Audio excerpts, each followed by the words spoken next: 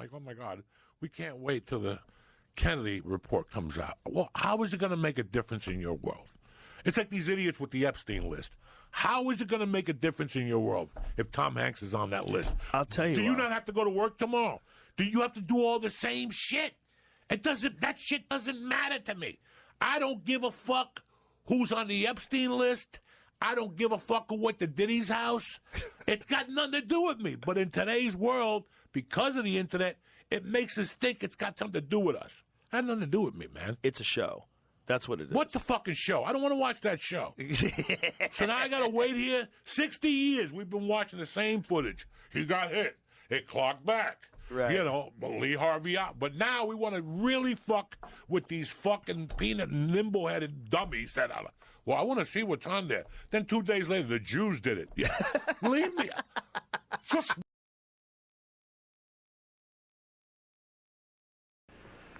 Well, I don't know what he's up to. He's picking me like chicken, shucking me like corn, stewing me like an ice. Can I ask you something? Honey, come on. The man's trying to get some rest. No, that's okay. Oh, Go ahead, ask away. I just got to know the Kennedy assassination. Did Oswald act alone? Hey, that's for me to know. Now, the disruptor-in-chief, Elon Musk, who apparently has adopted the alias, at least he changed his social media handle to Harry Balls, tweeted this morning, democracy in America is being... Yo, it's your boy, the Tesla King, Elon Musk. The boys always make my rocket shoot straight up, no homo. You bout to listen to the #1 JFK-related podcast on planet Mars. Now plug in your neural link for two numbnuts who aren't a waste of government spending, the BBB&JOEB.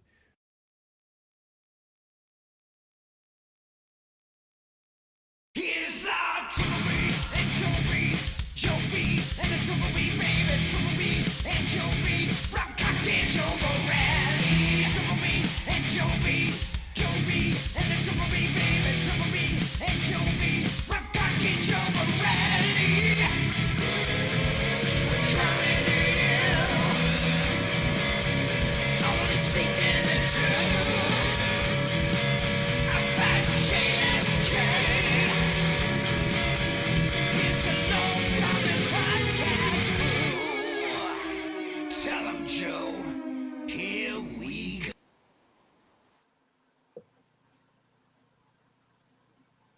And here we go. That is right. What's up, people? It's episode number 343 of the Lone Gunman Podcast. I'm but one of your hosts, the Triple B, Big Bad Bob. And along with me, as per the usual, the goon himself, Mr. Joe Borelli. What's up, Joe? Hey, what's up, buddy? How are you? Fantastic. Tonight's show is one of my favorite topics. We're going back to New Orleans, Mr. Gasson. We are. Pardon me. I'm going to have peanut butter all over my face, but that's okay. That's my best voice. I like it. There might be some voices tonight because we're going to get some colorful characters in New Orleans. That is faux sure. You're not going to want to miss this one, folks. But before we get into the show, real quick, and I'm a little disappointed Joe hasn't bought a free Ruby t-shirt yet, but now's the time to do it because everything in the store is 20% off until Monday. Well, that's what I was waiting for, Rob. Oh, were you? What about the last time everything was 20% off? Well, as you know, your boy has been moving around for the past 5.5 months. He is finally back in his humble abode. I am going to set up a nice office, a nice desk with a background with like all JFK stuff. But then Erica said, no, I need to use that for calls too. So we are in negotiations. Yeah. Tell her she loses. It wouldn't go well for her in her lawyer calls to have like JFK backgrounds and stuff. It might. Just look studious, Sure. It's not like close enough where you can like actually read, what's right. going on back there, but that's true. There is a new design in the merch shop as well that everyone should check out. And I will say our friend Greg will be mucho happy to see it. It is the new Steal Your Patsy logo. Huh. Let me see if I can find it real quick. Okay. On my computer. Sally, yes, buy a tee. She got hers and she is wearing it currently. Love it. Quick delivery. And that is to Ireland. So even quicker to the United States. We hope. Oh, well, I can do this. I can just do this, Joe, and bring it up here. I can upload it right to the studio. Watch this. Da-da-da. I mean, it looks really good, like on t-shirts or hoodies or, hats and stuff. Check this bad boy out. Ooh, a little Grateful Dead TLG collab there. I like it. The Steely. TLG Steely design. We should do Steal Your Mind with our great research. It looks good on black. Okay. Yes. This is like the see-through version, you know what I mean? But it looks good on a black background. Right. So everything in the shop, 20% off. Check it out. Grab it if you like it, if you know what I'm saying. Yeah. I will get on that this weekend. For sure. And I will hopefully have it by next week. I know I've said it a couple times. And look what I have in my hot little hand, Joe. Ooh, I see it. The Missing Chapter, Lee Harvey Oswald in the Far East. Yeah, it's a pretty thick boy for subject matter. Yeah, and some of our members will know that we went over the very beginning of it, the preface on the Wednesday show. And very interesting stuff. And I heard you say, because I had to leave a couple minutes early to go to my hockey game, I heard you say at the end, you ordered it and you will tell me later and it will arrive on Friday. I will tell you, just from perusing, there's not much substance to this book, despite its thickness. It is a lot of pictures and documents. And I mean a lot. A lot. Documents of like Atsugi shenanigans type of thing? Like you name it. Right. I mean, it's in here, bro. Yes, Jack Swipe is the author. Yeah, I'm not saying there's not some writing in this book, to read, because there is a little bit. But I guarantee you, out of 269 pages in this book, 239 of them might be documents or pictures or photos. But they're full size reproductions. You don't have to squint to read them. They're nice big shit like this. Mm-hmm. Yeah. So that's a U-2 spy plane in Atsugi in 1959 landing. Yeah. And just to let the audience know, Jack Swike, the author, was an intelligence officer in Atsugi and ended up interviewing a ton of people at the base that knew Lee Harvey Oswald. And Larry Hancock holds his opinions in high regard, at least for that period in Lee's life. So very interesting.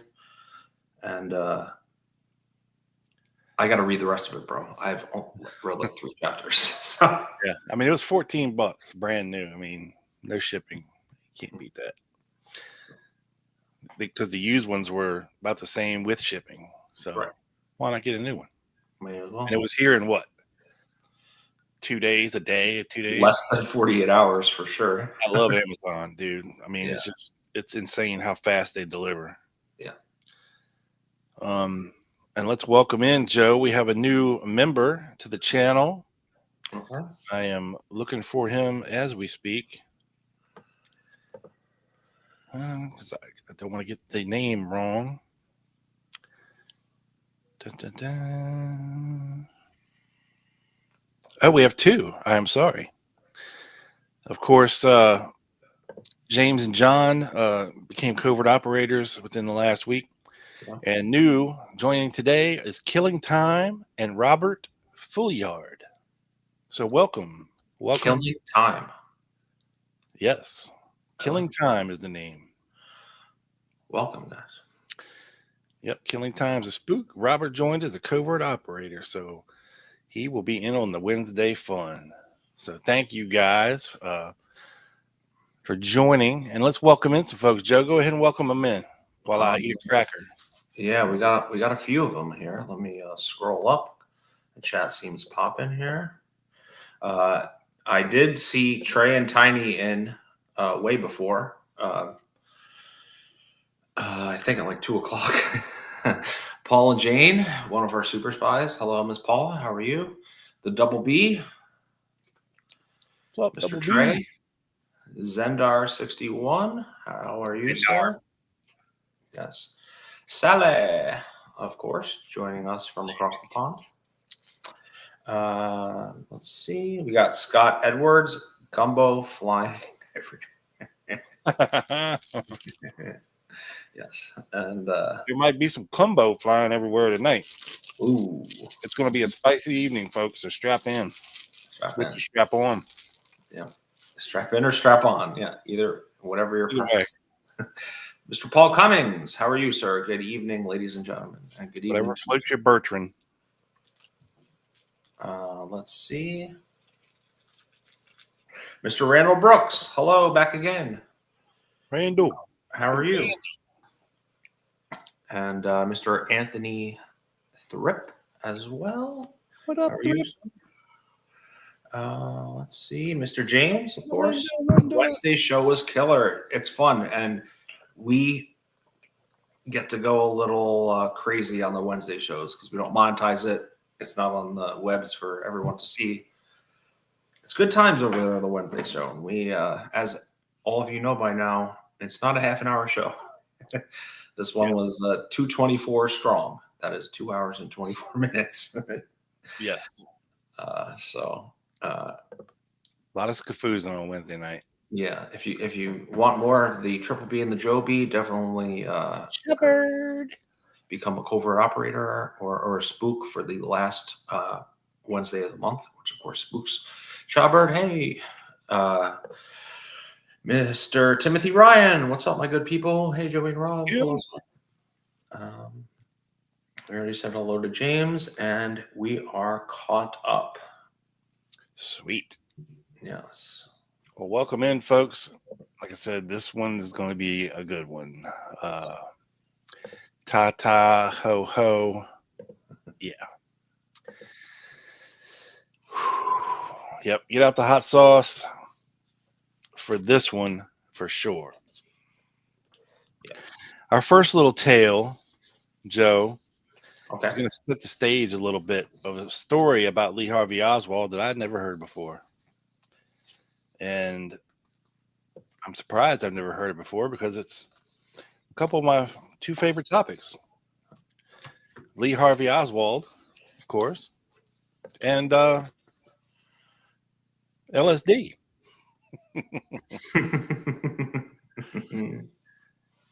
Okay, now this is a written statement given to Jim Garrison from the former assistant district attorney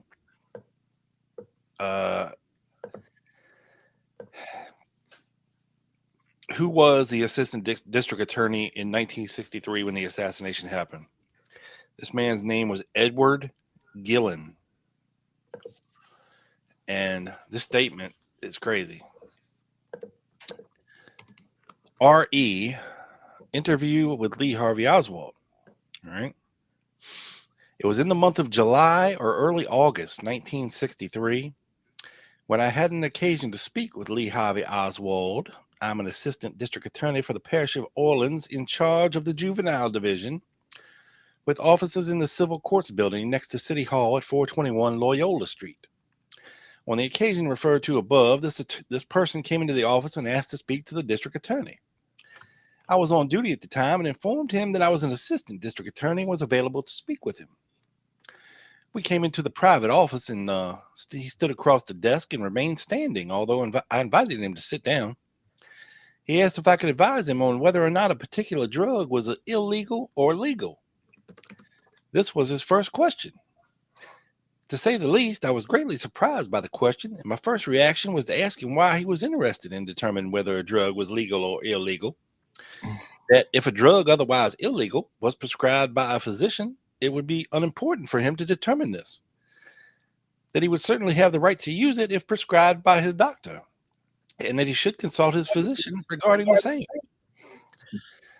I again asked him to be seated, as I thought at this point I would like to develop this line of questioning further, not only because of the unusual inquiry, but because of his demeanor upon entry into the office, which gave every indication of emotional disturbance and lack of personal conviction or a sense of security. He again declined. At this time, I asked for his name, and he declined to give me this information, saying it was unimportant. I became more convinced that I should do everything possible to determine what I could do about this individual and his true reason for such an unusual inquiry. I thought I would make conversation in order to elicit further information from him. I advised him that I was not an expert on drugs, mind you, that the narcotics division of the DA's office was at Tulane and Broad Street, that he was in the juvenile division of the district attorney's office, that whereas I felt I knew most of the commonly used drugs by name anyway, I could certainly not speak on them as an expert. I asked him for the name of the drug to which he was referring. I recall that I had never heard of it, but cannot recall the name which he used at this moment. He says, I since found out that it was LSD, or remembered that it was LSD. I again asked him to sit down, which he declined to do for the third time. All the time I was observing him very closely. He was ill at ease, always looking down, shifting from foot to foot, and apparently preoccupied with his own thoughts. He kept saying he must determine the existence of such a drug and whether it was legal or illegal. In the juvenile court, we are accustomed to interviewing many persons who are neurotic or emotionally disturbed, and it becomes second nature to pick out such persons after engaging them in conversation for a few minutes and letting them do the talking. At this point, Oswald said he was reading a book, and in this book, the author stated that if the reader could procure and use this peculiar drug, the reader would be able to see the future as he, the author, had seen and envisioned it. And then and only then would the reader see that the views and conclusions of the author were correct. Seeing that the conversation was expanding a bit and communication was becoming more facile with this individual, I asked him again to sit down for the fourth fucking time. And he finally did. At this point, I conjectured that his problem, and therefore the reason for his inquiry, had something to do with his sexual experience and stimulation, if you know what I'm saying. The majority of our cases in the juvenile court wherein emotional disturbance is displayed has something to do with a sex problem. I asked him whether or not the book had anything to do with sex or response and benefit of drugs as a stimulus. He answered no, but rather this subject was a matter of the book had to do with the socioeconomic picture of the world 500 years in the future. Then he went into a rapid chatter spiel, perhaps would be more accurate, that a person was just a number. At this point, he spoke so rapidly that I did not see any great content in what he was saying. I became disinterested in what he was saying, actually. However, what stuck with me the most when he was chattering or spieling was that he was apparently emotionally detached from the subject matter itself. In other words, he did not give the impression that one experienced any deep or abiding personal convictions. I recall vividly that I had the distinct impression that he was no intellectual, carried away with his personal conviction, but rather a pseudo-intellectual who lacked and who was devoid of any capacity for true intellectuation. Joseph? Intellectuation. Yeah. That's I mean, we in some deep ass New Orleans shit now, boy. All right. The point I'm trying to convey is that when he related the content of the book and therefore his reason for the inquiry as to the use of the drug, he was demonstrating a superimposed indoctrination in which he had no self-identification. He was spouting words, phrases, cliches without true comprehension and without personal persuasiveness, as you might expect of someone who was a dedicated advocate of a cause. It sticks in my mind that he was a person possessed of a very limited degree of self-expressionism and self-communication without personal drive or aggressiveness, without the capacity of total dedication to any cause. I have interrupted the narrative as to the content of my interview with him in order that I better relate my personal impressions of this man at the time rather than the product of reflections developed at a later date and possibly influenced by momentous events which were soon to take place. Getting back to the interview proper, I last stated that I became disinterested in the subject matter of the book itself and sought a way to conclude the interview. I sought again to determine his identity and asked him, "What did you say your name was again?" I cannot recall what he said his full name was, but I can clearly recall that Oswald was a part of it, because at the time I related the name Oswald in my mind to that of a comedian or character many years ago on the Milton Berle radio show. This radio character was a moron or a dull-wit character, as we would describe as a nut today. For this reason, I distinctly retained in my memory the name Oswald. I sought again to determine the book he was reading, and he said it was Huxley's The Brave New World. I told him that if a drug could produce the kind of effects a view of 500 years into the future, I thought it would definitely be a strong narcotic or a narcotic derivative. However, since I was not an expert on the subject, he could see his damn doctor, consult the DA's office at 2 Lane and Broad Street, or the city chemist in the adjoining city hall. That's where you need to go. The city chemist. Mm-hmm. Yeah. I remember calling the city chemist's office later in the day to inquire further about this individual, but on 2 occasions I was unable to reach anyone in this office. They were probably off tripping somewhere. I did not give any further thought to this interview, but it lingered in my mind. At the time I spoke with this individual, he was wearing a white t-shirt and brown khaki pants. He had a paper-bound book in his hand that was all rolled up.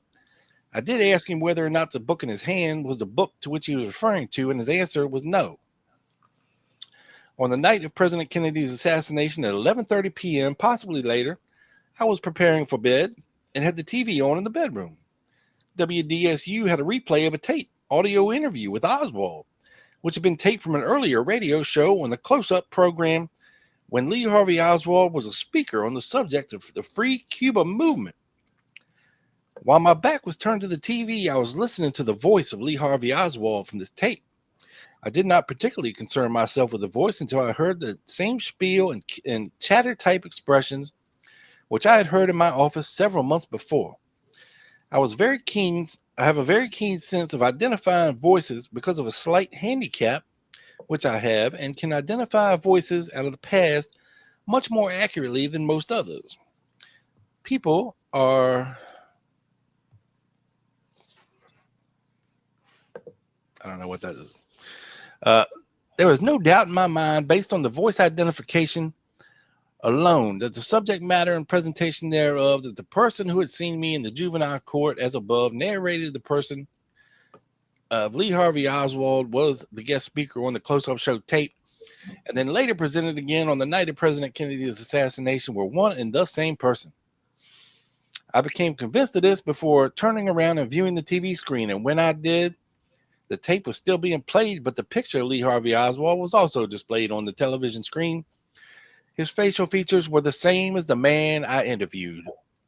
Later in the program, they gave his physical description as to size and weight, color of hair, etc., which all checked out and corroborated my prior identification. I contacted the FBI and gave this statement to them. I gave this statement to an agent.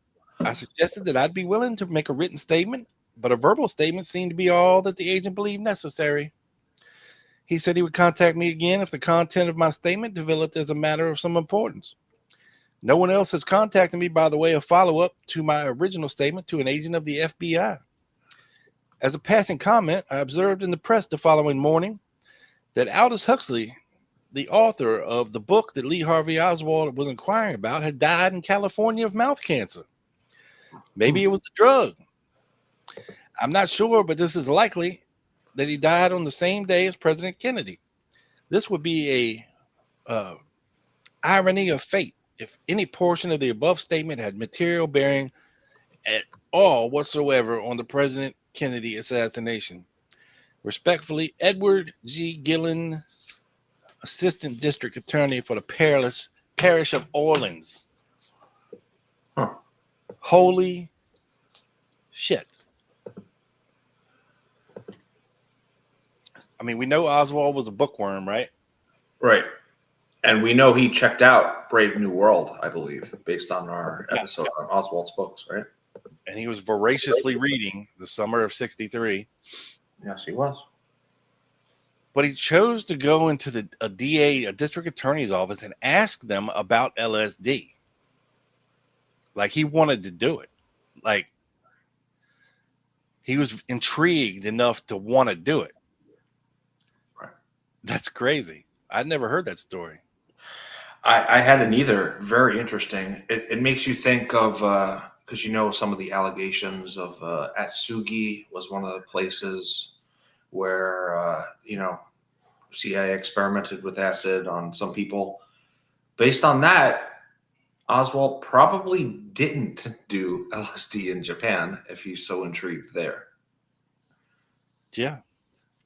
Just something that came to my mind. I have no idea. Or maybe he did it and wanted more and pretended he didn't. Maybe. It's funny because he's like, can I get a note from my doctor saying I could try LSD? I mean, if the doctor says it's okay, it's okay. Right? At that point, at that time, it wasn't illegal. Yeah. At that time, it was barely even known, right? Except for to a few people. So it also makes you think, how did he even know about it? I'm just telling you what Gillen's writing, James. I don't know, bro. Yeah. I don't know. It's been a very long time since I've read those books. Like, a very long time.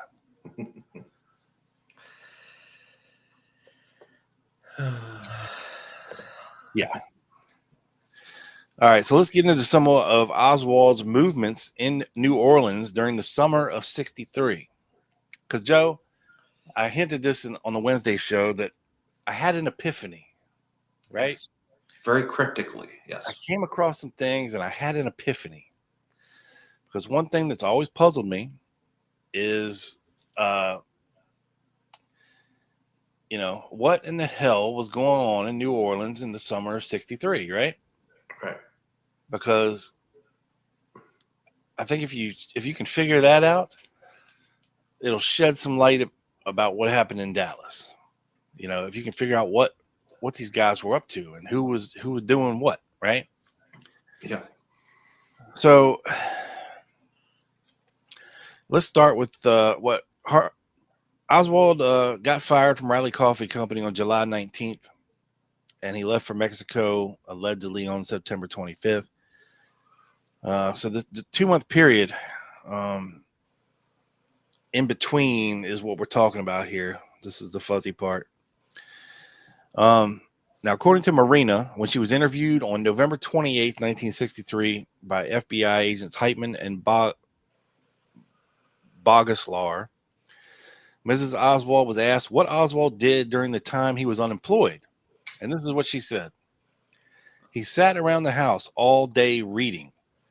She said he read so much, she often wondered why he did not get sores from sitting on his ass so much.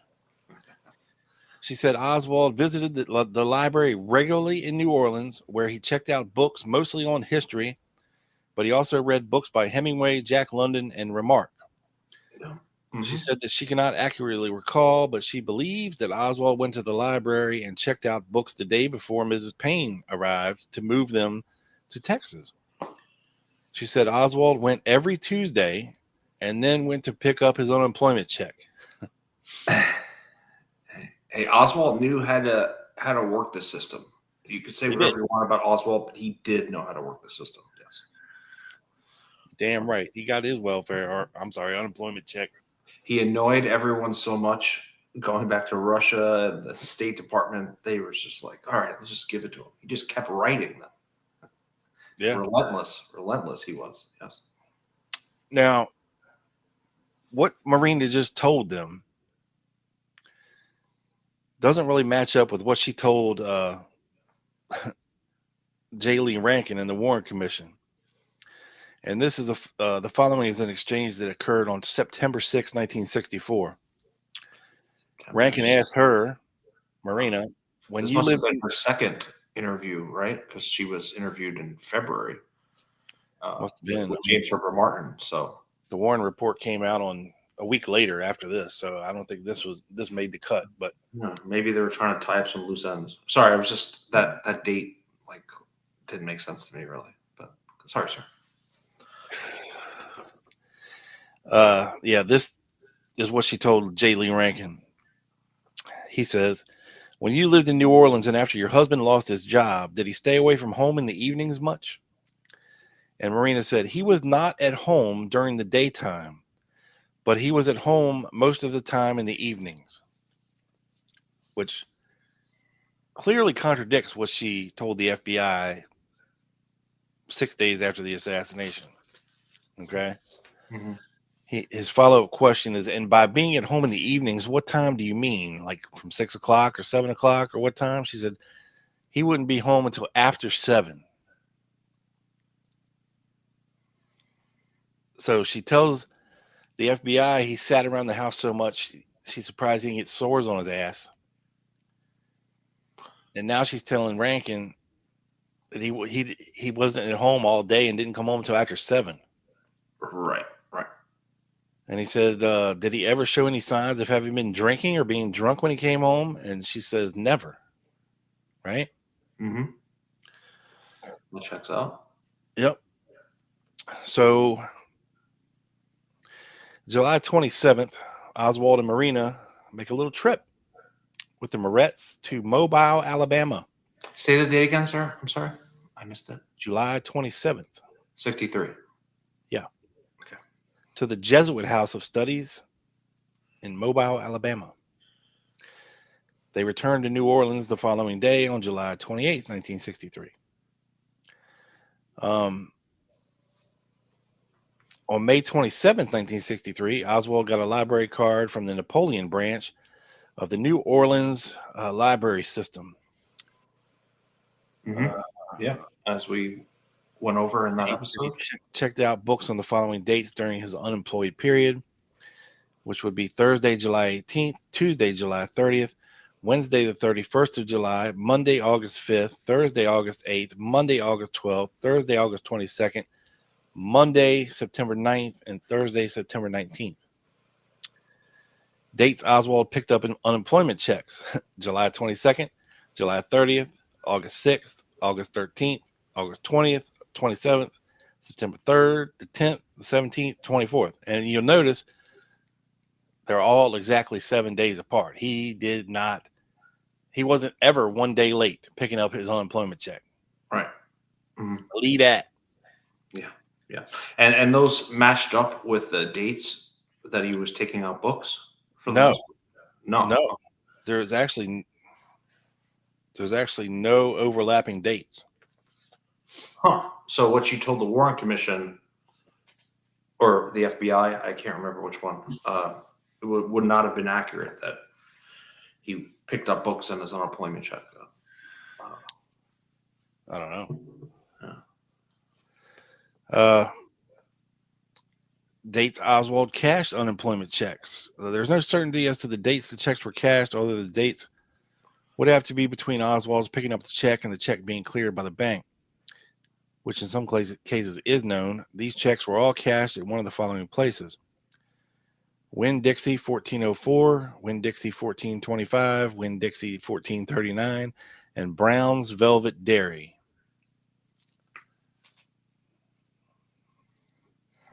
No Martin's Restaurant. Yeah. Well, I think that was the Riley checks, right? Yeah, I think that was the Riley checks. Yeah. Cammy says, hell no, you never miss your benefits. And yeah, Right. I think if you miss them, you lose them. So Oswald was not going to give up free money. He was very frugal. Yes. Now, Carlos Bernier testified that he met Oswald on Monday, August the 5th for the first time when he came into his clothing store on Decatur Street, Casa Roca 107 Decatur. Philip Garachi, who we mentioned on the show before, and Vance Blaylock also saw Oswald on this occasion. 4 days later, Friday, August 9th, Bernier encountered Oswald distributing leaflets on Canal Street. They both went to jail that day. Oswald spent the night in jail and was interviewed on Saturday by Lieutenant Martello on August 10th and FBI agent Lester Quigley. Oswald and Bernier appeared in municipal court on Monday, August 12th, at which time Oswald paid a $10 fine. WDSU interviewed Oswald for television at this time. 4 days later, on August 16th, Oswald was televised passing out leaflets in front of the International Trade Mart on Camp Street. On the same day, Carlos Bernier testified he sent a friend round to Oswald's house to speak to Oswald, which he did for about an hour. This friend was Carlos Quiroga. Of course, yeah. The last occasion Bernier saw Oswald was about 5:30 p.m. on Wednesday, August 21st at WDSU radio station. On that occasion, Ed Butler and Bill Stuckey were also there. Now, according to Bill Stuckey, he said the first time he met Oswald at Oswald's house was about 8 a.m. on Saturday, August 17th, at which time Oswald was wearing his Marine Corps fatigue trousers. At 5 o'clock that evening, Oswald appeared at WDSU in a suit, black suit and a white shirt tie, and recorded a program which was played that night, Latin Listening Post. Later, on August 19th or 20th, Oswald telephoned Stuckey and agreed to appear on Conversation Carte Blanche, and Oswald appeared for that program on Wednesday, August 21st at WDSU station. After the program, he had a drink with Oswald alone at Cosimo's bar on Bernier? No, Stuckey. Oh, I'm sorry. We talked about this on the show, Joe. It was a story. Yeah. Sally has a really great comment. She goes, when did Lee meet up with Judy, though, Rob? Well, yeah. Obviously from mid-July to end of September, he was spending his days with Judy. He used to bang her in the library bathroom. She had to be very quiet. Yes. Don't think Judy is one that would be quiet. Momo, the comment here before you continue. I don't see Oswald being a cat that takes orders from anybody, whether they be the CIA, Mafia, Cuba, or the Soviet Union. And Momo, I completely agree with you. Is this the same Momo who's our producer on Quick Hits? It could be. It could be. I don't know. I don't think it is. Because Momo's name is all one word. This is two separate Momos. Yes. Plus, Momo is in the bathroom most of the time. So, yeah. Then Ruth Payne arrives in New Orleans on September 20th. It's a Friday, or possibly Saturday, the 21st. She has my recollection is that Oswald, was present most of the weekend. Ruth Klopfer also visited the Oswalds on Sunday, September 22nd. Yeah. On Sunday, also Oswald packed the car in preparation for Ruth and Marina's departure. Ruth Payne left with Marina and the children on Monday, September 23rd. On September 24th, Oswald filled out a change of address card, rerouting his mail to 2515 West 5th Street, Irving, Texas. Wednesday, September 25th, 1963. On this date, Oswald collected an unemployment check from his P.O. box in New Orleans, cashed it, and promptly boarded a bus en route for Mexico City via Texas. Letters to V.T. Lee, and National Director of the Fair Play for Cuba Committee. We're going to pause here, and I'm going to let Joe continue with this part of the story. Sure. So, really quickly, Sally, she's definitely a screamer, that one, Joe. She doesn't know how to keep her mouth shut, that's for sure. But yeah, we did that Ruth Klopfer segment, which is an interesting situation as well. But Yeah, so we know Lee left Dallas for New Orleans in April, about mid-April. I think it's the 12th, a couple days after the Walker shooting, for New Orleans, right? He left without Marina, right, to find a job, right? Because he had not been working at Jaggers by then, or the Leslie Welding. You know, these are all in the past. So he goes on and he's looking for work. In terms of VT Lee, let me bring this up real quick. He wrote to the Fair Play for Cuba committee. Let me just bring this up. And hold on. And in May of 1963, and this is the response from VT Lee. Ironically, we'll get to this later. He has an interesting letter to him in August 1st. But dear friend, this is VT Lee. We received your notice of change of address. And Oswald is very, like you just mentioned, he's very on top of his change of addresses, right? He needs his literature checks, possibly. He's not letting this go for a month or two. And in looking for your old mailing plate and not finding one can only conclude that either it was pulled some time ago when mail was returned to us, or that your subscription has long since expired. In any event, we are enclosing a renewal form and a copy of our current literature catalog for you to catch up with. We hope to hear from you soon so that we may again have your name amongst those who continue to support the efforts of our Fair Play for Cuba committee. So he was issued his FPCC membership card on May 28th, 1963. Okay. This was found in his possessions. I don't know if it was in the wallet or in Beckley, but it was found in his possessions. Forward a little bit to May 29th. Oswald had replied, and, I couldn't find, Rob, some of Oswald's initial letters to FPCC. And maybe it's because I didn't search hard enough, or maybe it's because FPCC didn't want anything to do with Oswald after the assassination and possibly destroyed correspondence. But as we know, Oswald is a pack rat. He kept everything, right? So this was found also in his belongings. This is a response on May 29th. Dear friend, thank you for your prompt reply. So from the 22nd to the 29th, they had already got his reply. Enclosed are your card and receipt, which we just showed, with our thanks and welcome. Your interest in helping to form an FPCC chapter in New Orleans is gratefully received. I shall try to give you some basic information now so that you may have a better picture of what this entails. For one thing, I am enclosing a copy of our Constitution and bylaws for all chapters and student councils.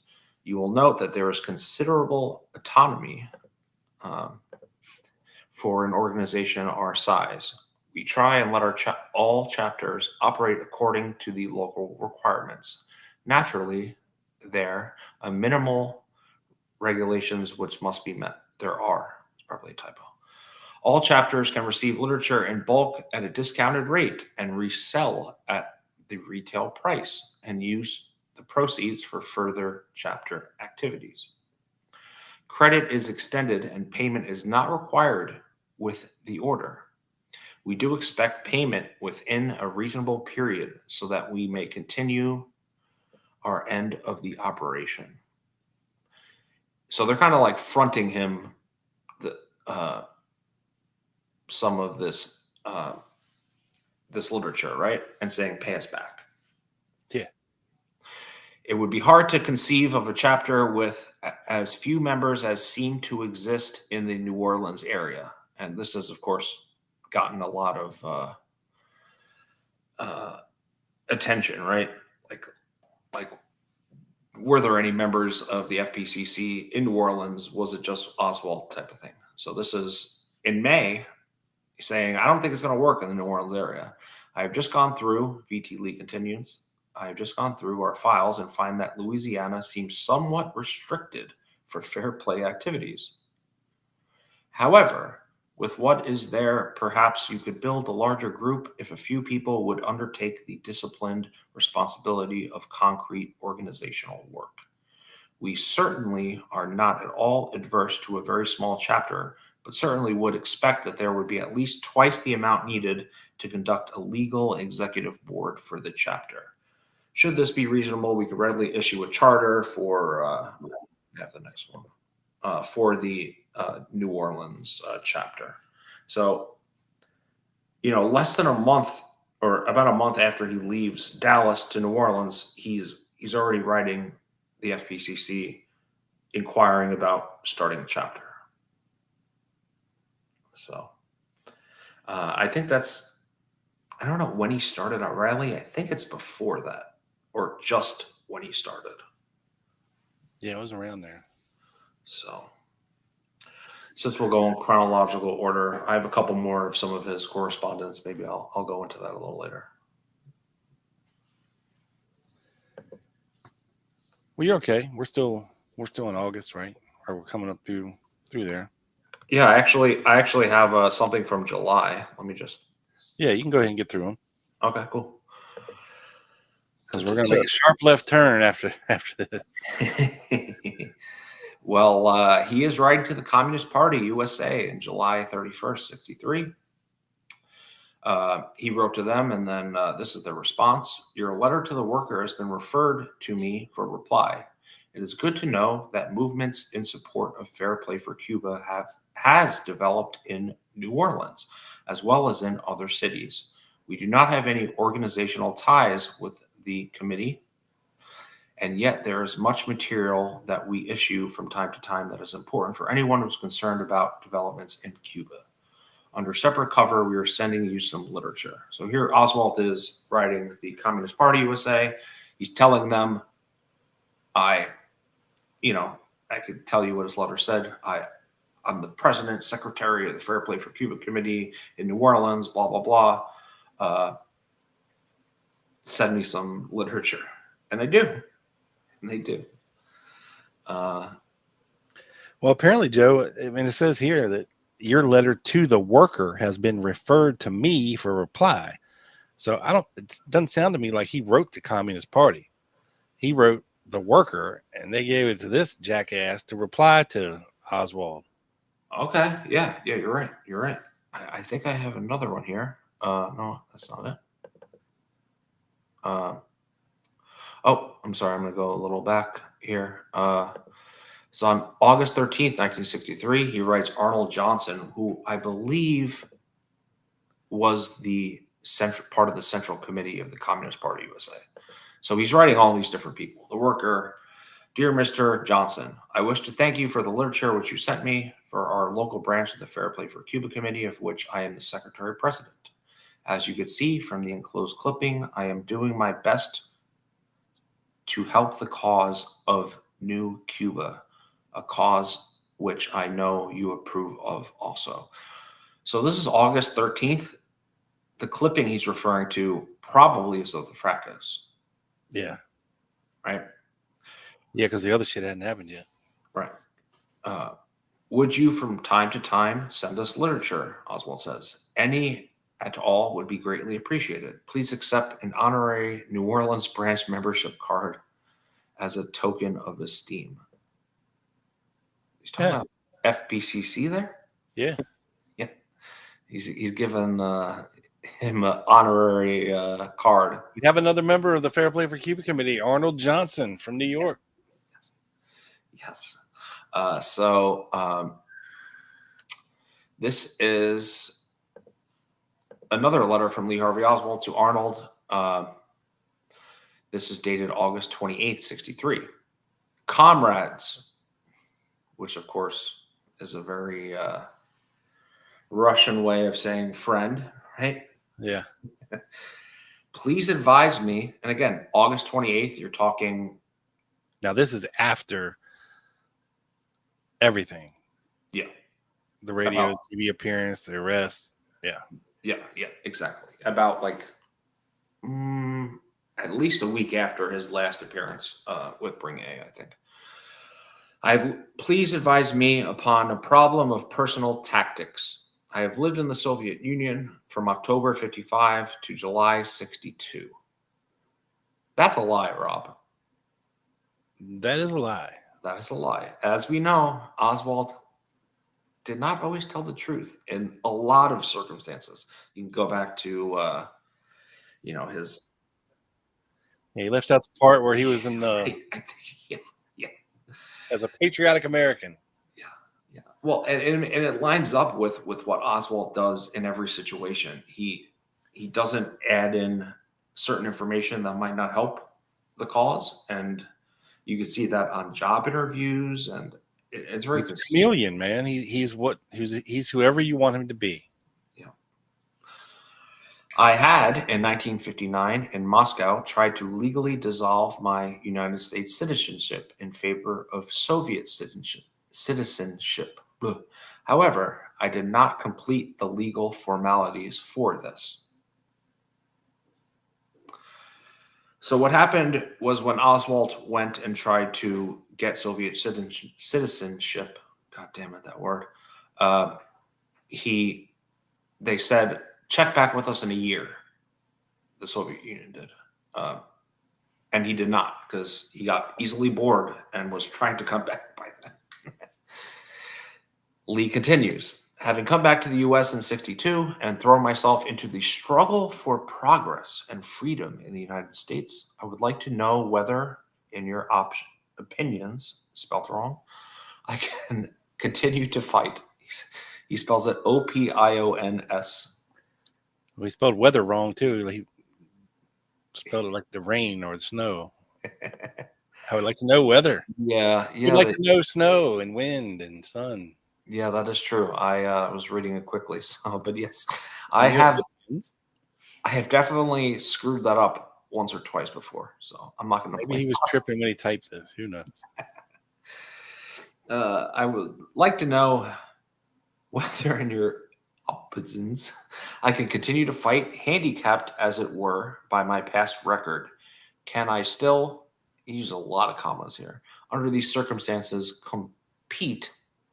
Not complete, compete with anti-progressive forces above ground or whether, spelled wrong again, in your O-P-I-O-N. Your opinion.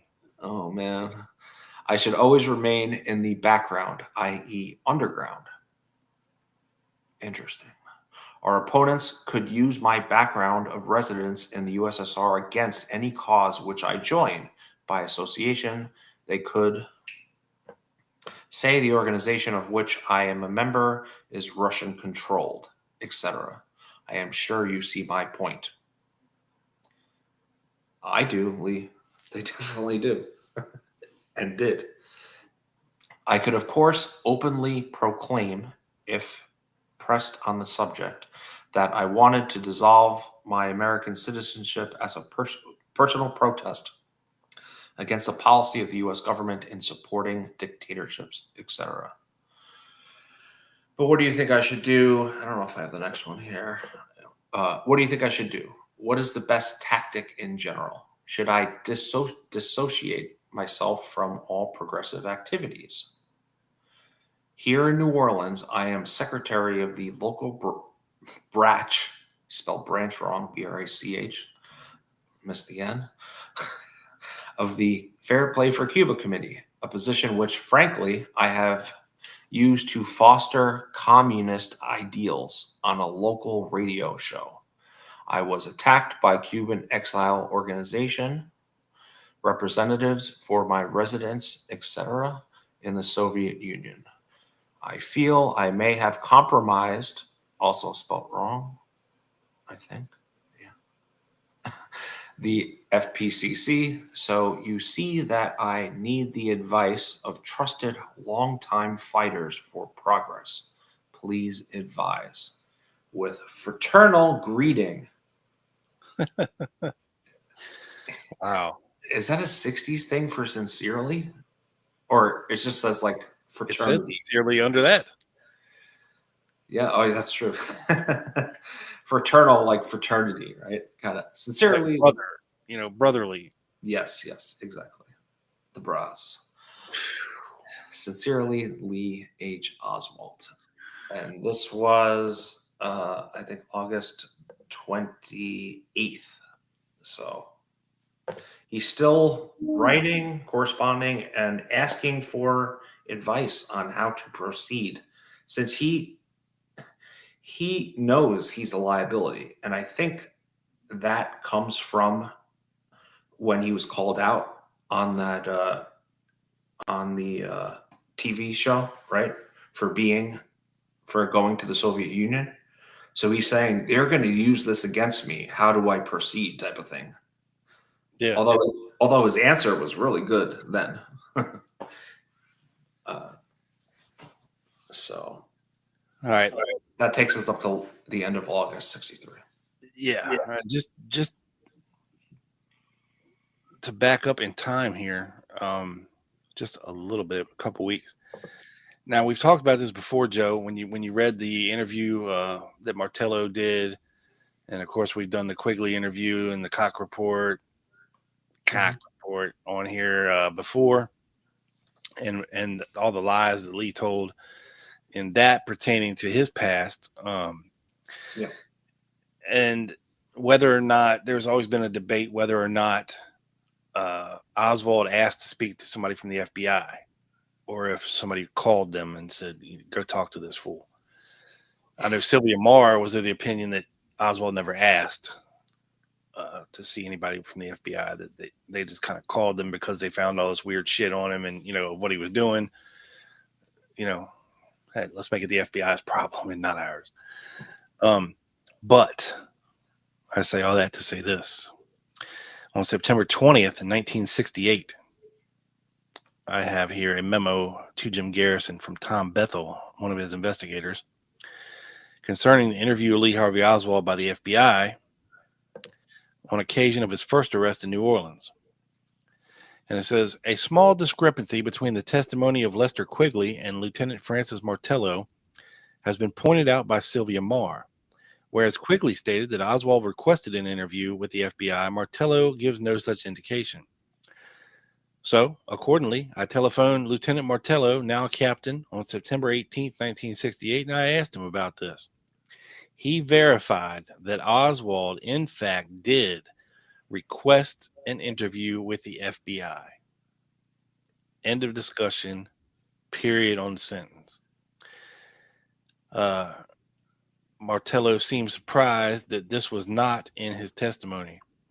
In reply to my question, Martello added that it is unusual for a prisoner charged with a minor offense to request an interview with the FBI. This is why he says he remembers Oswald specifically doing it. He said that Oswald gave absolutely no reason for requesting this interview. That he was just very adamant about it, that he speak with someone from the FBI. So there you have it. Mystery solved, folks. He did ask. Yeah. Now we get into the juicy bits, Joseph. Ooh, I love it. You ready for this? I do. I want to just do one thing before we move on. Perpetual Concepts. How are you, sir? It looked like Oswald signed the other name on his FPCC card, and I don't know. I'm gonna bring it up right now. It looks like it's Lee H. Oswald. I don't know if you're referring to something else here. I think he's talking about the VT Lee name. Oh, because of the way he styles his L's and this. No, on the card itself, not the letter.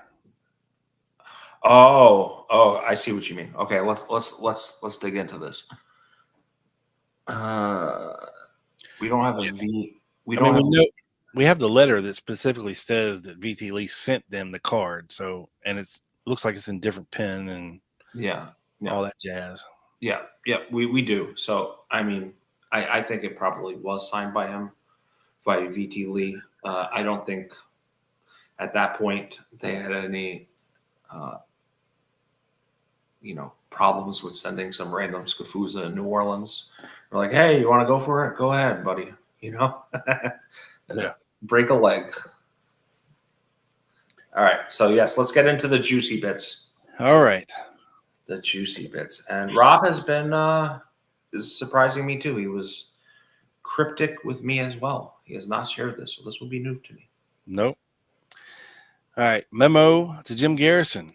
Again from Tom Bethel, this time June 30th, 1967. A Michael Hadley of St. Andrew Street called at 1:30 p.m. and advised that he had knowledge to the effect that Gene Davis was lying when he said that he did not know Lee Harvey Oswald. His reason for saying this was that a friend of his, whose name he would not disclose, used to go out drinking with Davis, and in the course of his acquaintance with Davis, he saw Davis with Oswald in 1962, when Oswald was still in Russia, supposedly. Hadley said that X had a grudge against Davis, and for this reason, X wants to see Davis get what's coming to him. For this reason, and bearing in mind that the caller was obviously unaware that Oswald was in Russia at this time, he stressed he was positive it was early 62.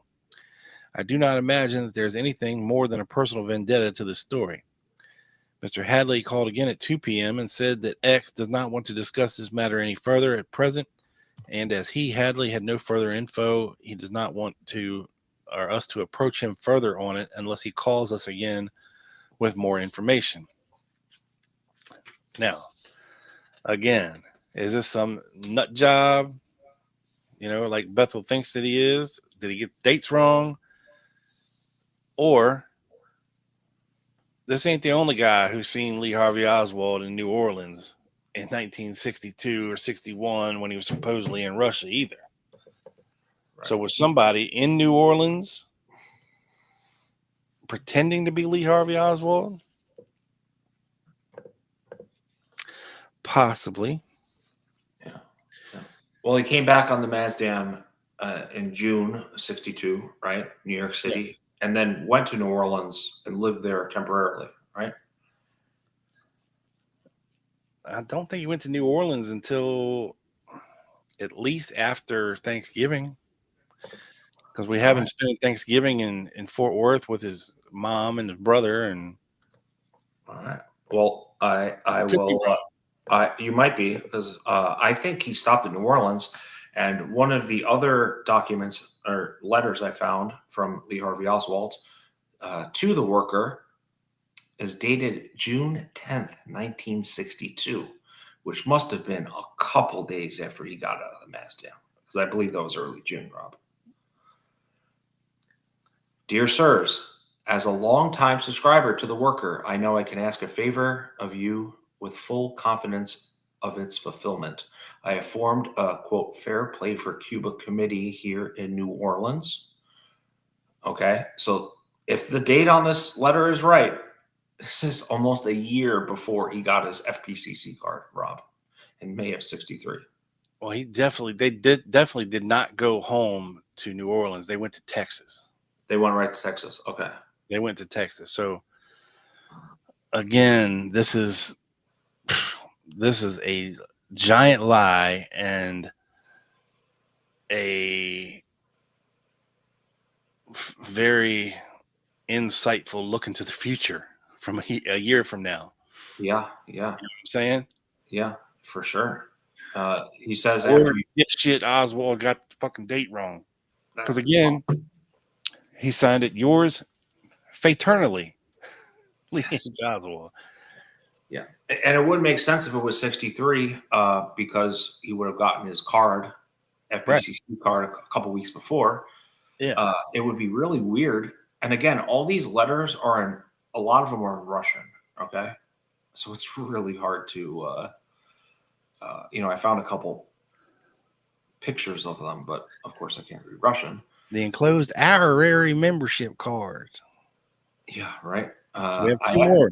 I ask that you give us as much literature as you judge possible. And again, as we just read, he was asking for literature and the other letters too. Since I think it would be very nice to have your literature among the Fair Play for Cuba leaflets like the one enclosed. Also, be so kind as to convey the enclosed honorary membership cards to those fighters for peace, Mr. Gus Hall and Mr. B. Davis. Not Eugene Davis, not... I don't know what to make of this, but I found this. I think this is one of the Warren Commission exhibits, or this might have been in the Texas Portal for History. Yeah. But interesting. I don't know what to make of it. I just put a bunch of letters I found. Crazy. So next up, I have an interview with David Lewis from December of '66. So this is relatively early in the Garrison investigation. Who at this time, 26 years old, living on Cleveland Avenue in New Orleans.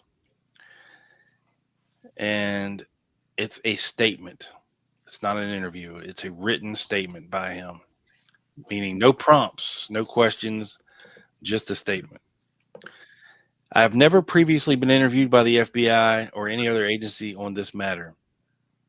During the months of January 61 through January 62, I was employed by Guy Bannister and Associates as a private investigator. In the late summer of 63, I was reporting to the Louisiana State Employment Office at 601 Camp Street seeking steady employment. At this time, all I had was odd jobs from time to time. Several times, I would stop by Guy Bannister's office in the Newman building to see if he had any legwork to be done. On one occasion, I stopped by Bannister's office. Before going into the office, I stopped by Mancuso's restaurant, which is right beside it on the corner, beside Bannister's office. I noticed Sergio Arcacha, Carlos, and a fellow whom I was introduced to by Carlos as Lee Harvey in the restaurant. It has now been determined by me through photographs that this man was Lee Harvey Oswald.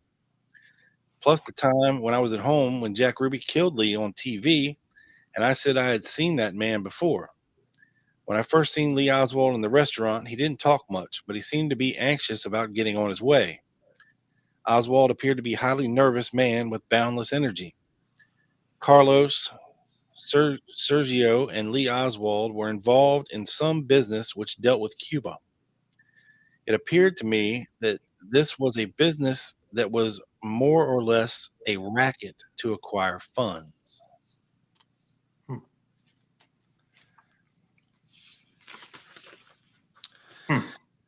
Yeah, just wait. On this occasion, Oswald was dressed in dark slacks, a light blue sports shirt, short sleeves. Carlos was last name I don't know, is a well-dressed man, black hair, black eyes, approximately 5'11" to 6 feet tall, very neat, which seemed to be a businessman. Now, obviously, this would be Quiroga, okay? Because Quiroga was in the CRC with Sergio Arcacha Smith when they had an office in the same building as Guy Bannister. So they would have definitely all known each other. Yeah. So far, his story makes sense that these guys all knew each other, would occasionally meet in Mancuso's restaurant right there and have lunch or whatever, drinks or whatever the case may be. So far, everything's jiving. He was wearing a lightweight suit, either black or dark blue, a mustache, clean shaved, and had a decent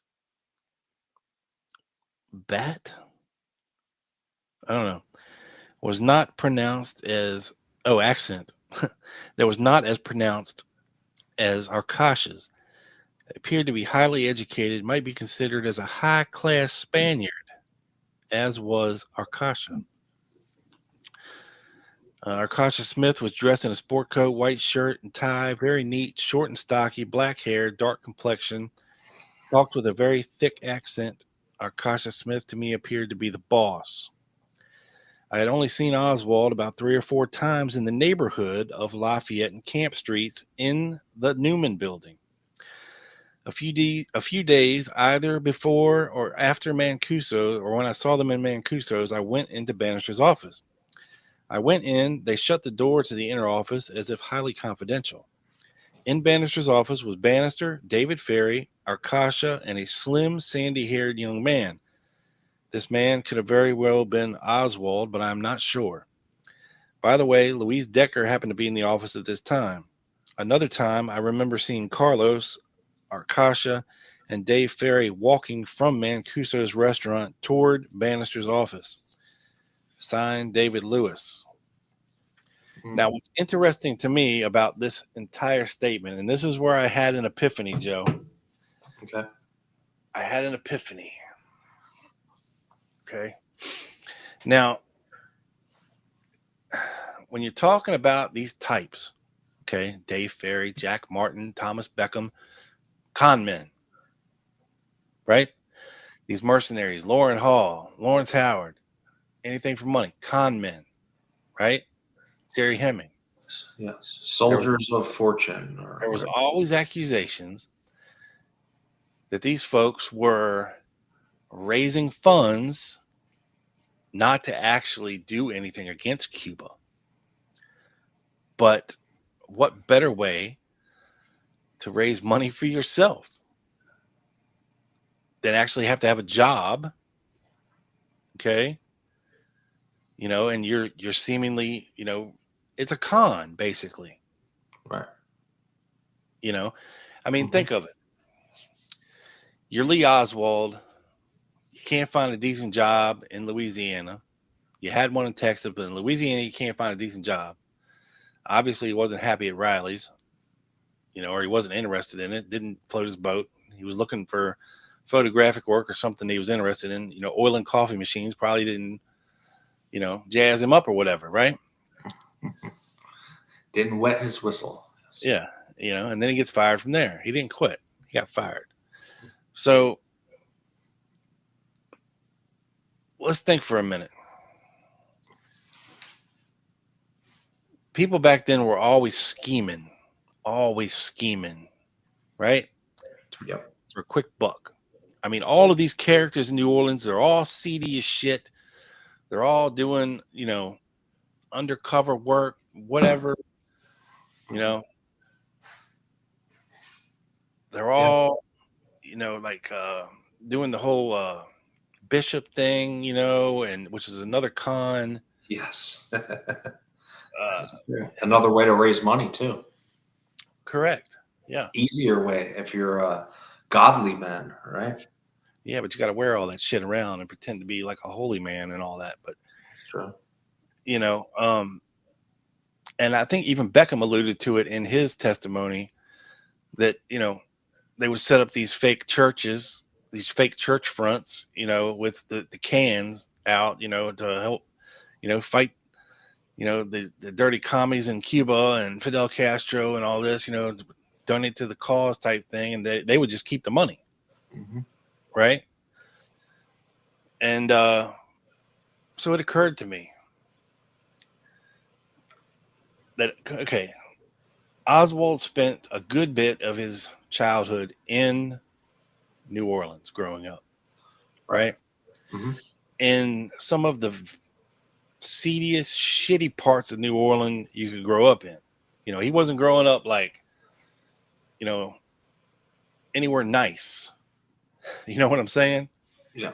You know, he was growing up on like Exchange Alley, and, you know, we'll get into that here in a second, but he was growing up in some bad places in New Orleans, and he knew a lot of seedy ass people. And a lot of the seedy ass people back then used to be these undercover gay people, right? Mm-hmm. You know, into the, you know, I don't know what kind of business they were trying to get over and do, whether it was drugs or scams or cons or whatever. Grifters, yeah. You know, Oswald would have known how to do this. What better way than to create a Fair Play for Cuba committee, right? As a way he thought that maybe he could get some money off of it. People would actually sign up. You know, people would actually pay dues and this and that, and he wouldn't have to work, and he could just spouse his bullshit, you know, whatever, talk, do what he does best, just talk, you know, read and talk and whatever. And, you know, if he's having lunch and meeting with people like Sergio Arcasha Smith, if he's in cahoots with Carlos Quiroga, and he was friendly with Bernier when he first visited him, like, pretended to be on the same side of the fence as him and this and that. I had an epiphany. I was thinking to myself, what if these guys were working together, but working both sides of the fence? Huh. You see what I'm saying? What better way to raise funds than to have some commie you could point to, right? Right. Or if you agreed with the commie, because you didn't want these dirty Cubans right. Integrating into your society, instead of just throwing all their eggs in one basket and being all anti-Castro or being all pro-Castro. If they all knew each other and they were all friends and they decided to play both sides of the street and figure, okay, well, you got the better background for this, we got the better background for that, together, a quid pro quo in a sense. Yeah.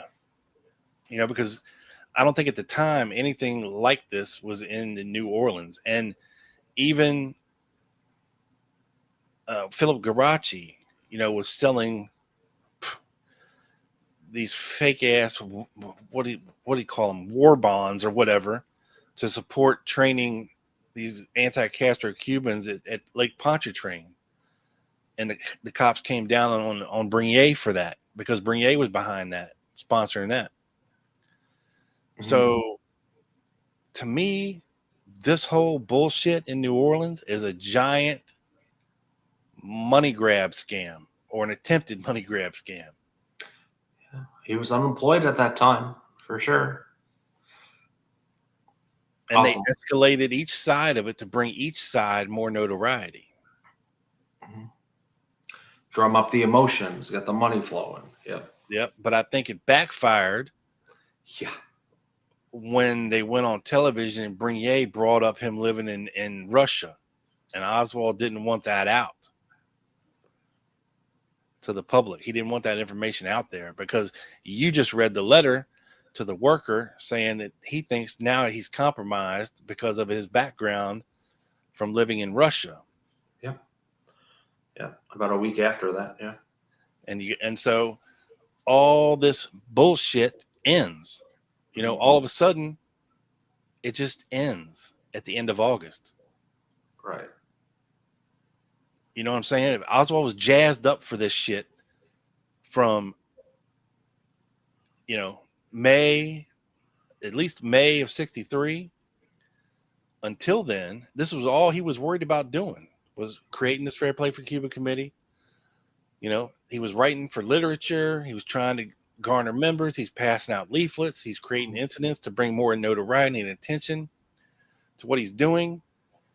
And then it backfires on him. Bro, that's a really good theory. And South to West agrees. Grift on the left, grift on the right. Not a bad theory. So think about it, dude. It makes sense, because it all just ends after this television debate. It ends.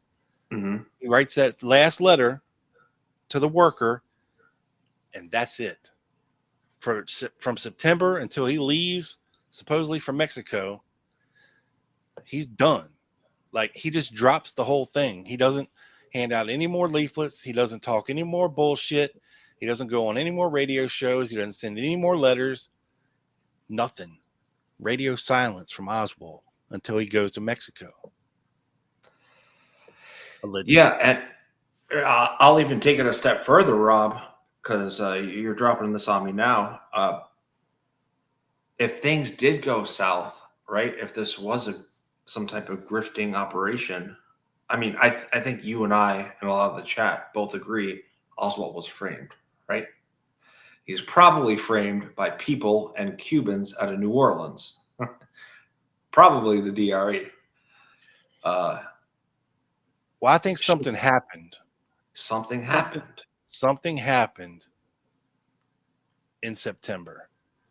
Right. Oswald, as we know, is not the easiest person to get along with, right?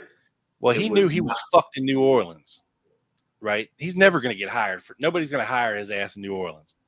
At least in his mind, he's went on the radio and television, and he's been, called out for living in Russia, being a commie. The FBI is probably watching him. He's done. He's done in New Orleans. There's nothing more he can do in New Orleans. He's fucked in New Orleans. He'll never work. He can't continue what he's doing.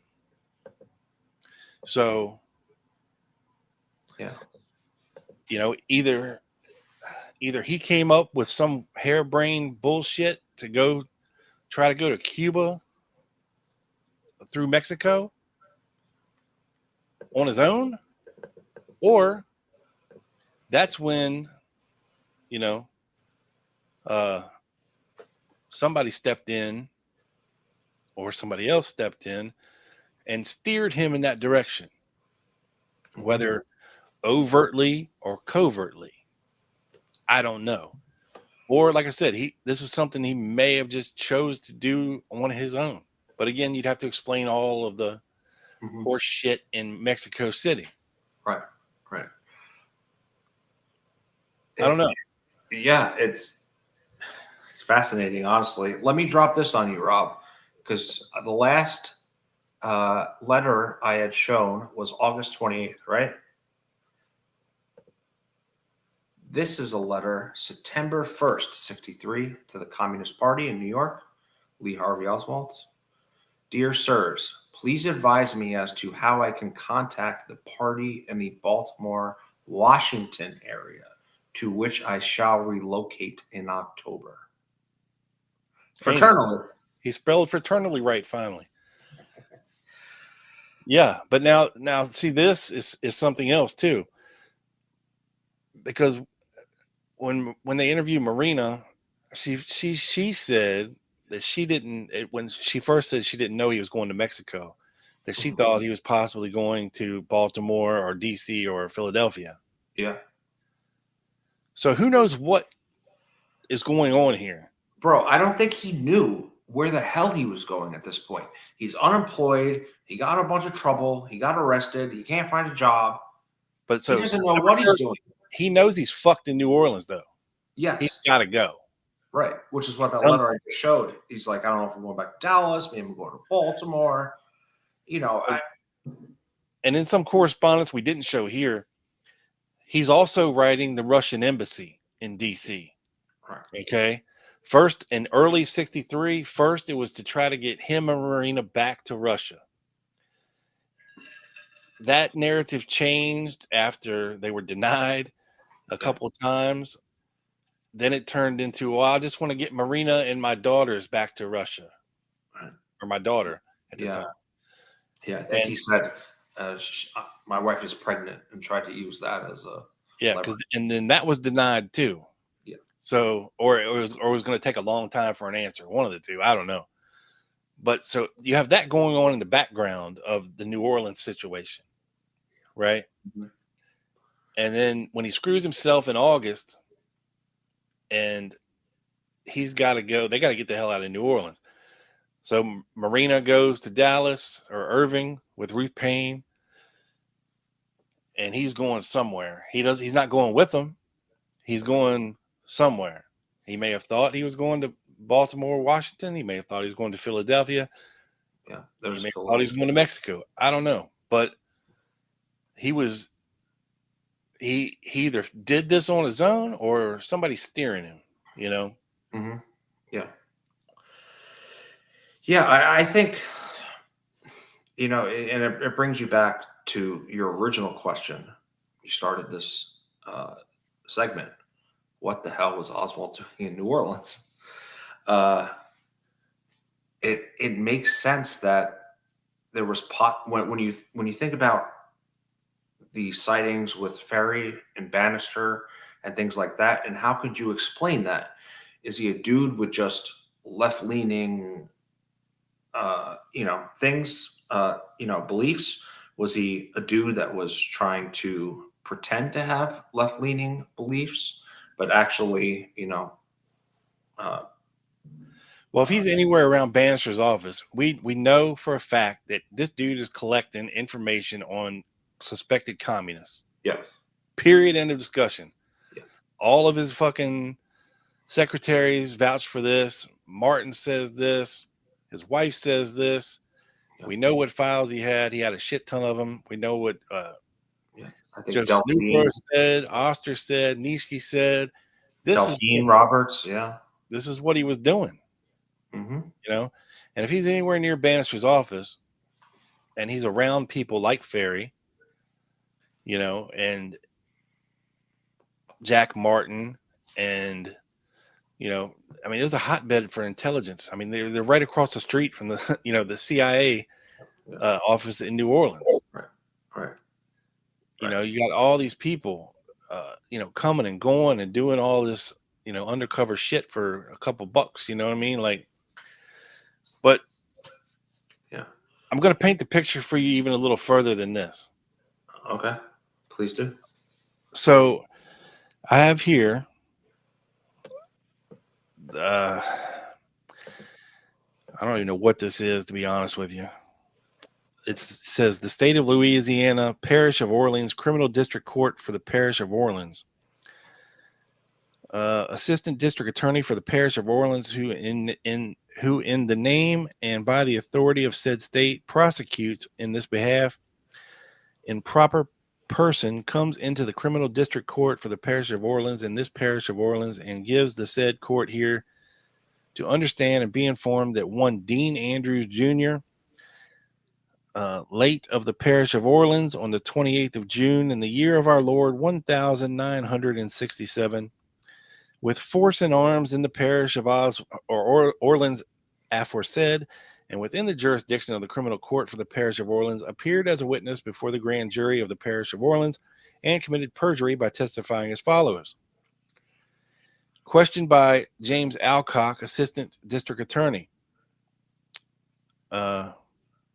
Dean, do you know the real Clay Shaw? Answer, the man I believe is Gene Davis, and if you ask him, he'll call me a crack sack of lies. Question, what leads you to believe that this is Clay Bertrand? The answer, because I believe it. I'm the only one who has to account for myself. What basis do you have? Helen Gert. Back in the 50s at the fag wedding reception I was telling y'all about, I was introduced to Davis as Clay Bertrand. At the what? Fag wedding. In the 50s. And this was the man who was introduced to you as Clay Bertrand. Right. Have you talked to this man on the phone recently? I talk to him almost every day. I have known him a long time. Your testimony now is that this is the man who sent clients to your office, talked to you on behalf of homosexuals. This is the man who sent clients to my office. Sometimes they were fags, sometimes they weren't. Is this the man who called you in the hospital and asked you to represent Lee Harvey Oswald? This is the man I believe called me. I believe what you all believe in your affair is your affair. Right? Now, a grand juror asked Dean Andrews a question. In your mind, this is Clay Bertrand, the man who called you down through the years representing homosexuals. No, he didn't say it that way. That's the way I said it. People are loving the accent, by the way. It's not even a good Dean Andrews. I know, you're not going that deep. I'm not going deep. I'm trying to tempt you to. No, he didn't do it that way. That's the way I said it. Put it into the Warren Commission report. Everybody picks it up from there and goes with it. I never said it other time than in the Warren report. I asked you if you ever heard from Clay Bertrand after the time you were called about representing Lee Oswald in the assassination, and the answer was, I ain't seen or heard of him since. Not from Clay Bertrand, because I called him Gene Davis. You were right. I told you that. I ain't seen him, nor hair, nor hide, nor him, nor heard from Clay Bertrand. Other than one time, I remember I was with Regis Kennedy up there. I call him Gene. I say I was introduced to the man one time. Wait, the FBI agent? Yeah. Did this man change appearance and perhaps change personality with the name change? No. He was still the same fag I always knew. He still looked the same? No. He has changed. He's fat like me. He's aged. Time has gone by. This has been 10 years or so. Blah, blah, blah, which testimony and statements enumerated above the said Dean Andrews Jr. then and there well knew were false and untrue, and which were related to matters material to this issue in question under investigation, to wit, a conspiracy to murder John F. Kennedy. And this is, of course, for when Jim Garrison charged Dean Andrews with perjury because he said that Clay Bertrand was Gene Davis, right? Yeah. Now, Joe, if you could, Joe has a little treat for everybody. We're going to hear from Leander Davey, who worked at the Court of Two Sisters, which was a restaurant, and to which Eugene Davis, the man who Dean Andrews says was Clay Bertrand, managed. He didn't own it, but he managed it. He would later go on to own Wanda's Bar.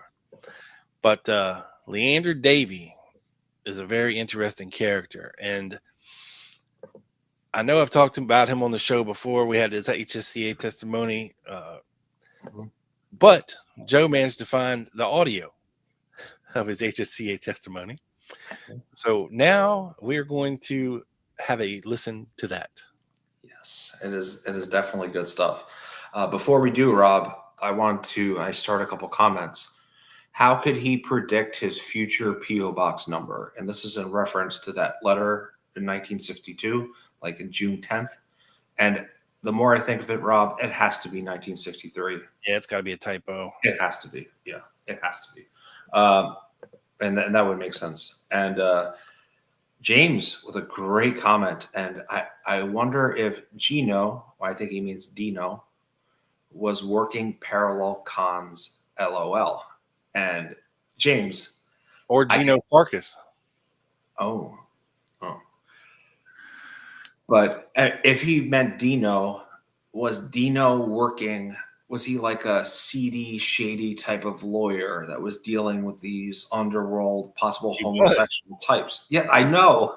He was. So was he working cons? I can almost guarantee it. Well, yeah, I'm sure he was taking money and doing very little to earn it, I'm sure.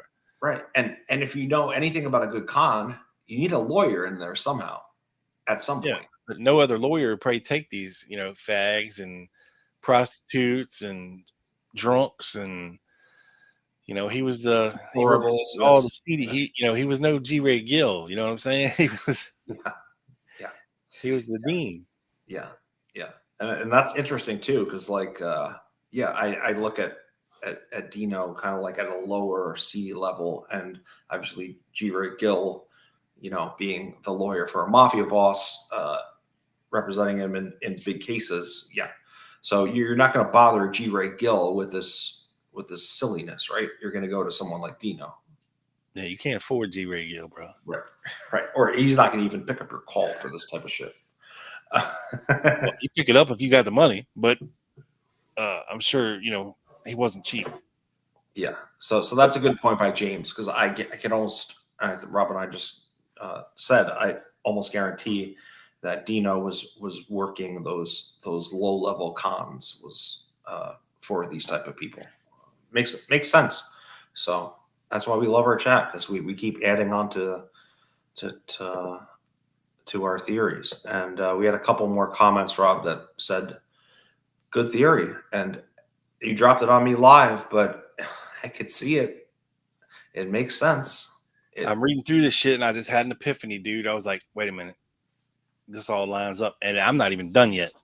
We got more after we hear from Leander Davey. That's going to make you go, holy shit, even more. So, and especially, Rob, when you consider the fracas and people say it was staged, and Oswald like, come on, hit me, Carlos. Right. You know what I mean? Like it kind of lines up with that. Yeah. And it lines up with John T. Martin. How the hell did he know that this altercation was going to happen to film it, unless it was planned? It does line up in a weird way that I had never thought about. Very cool, man. So, yeah, I did find the audio of. I did find the HCA testimony of Leander Davey.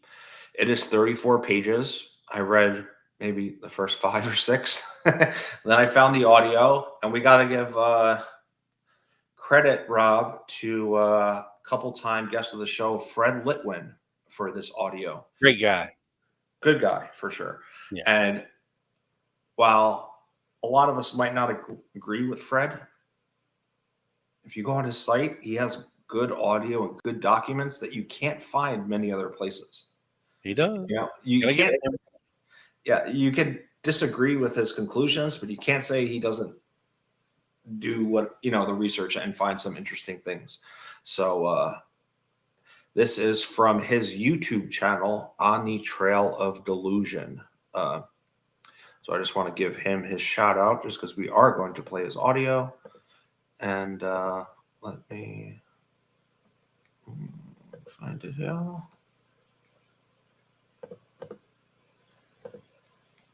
No background music, right, Joe? No background music, no. And he has an interesting voice here. I'm sure he does. All right, so I just had to change my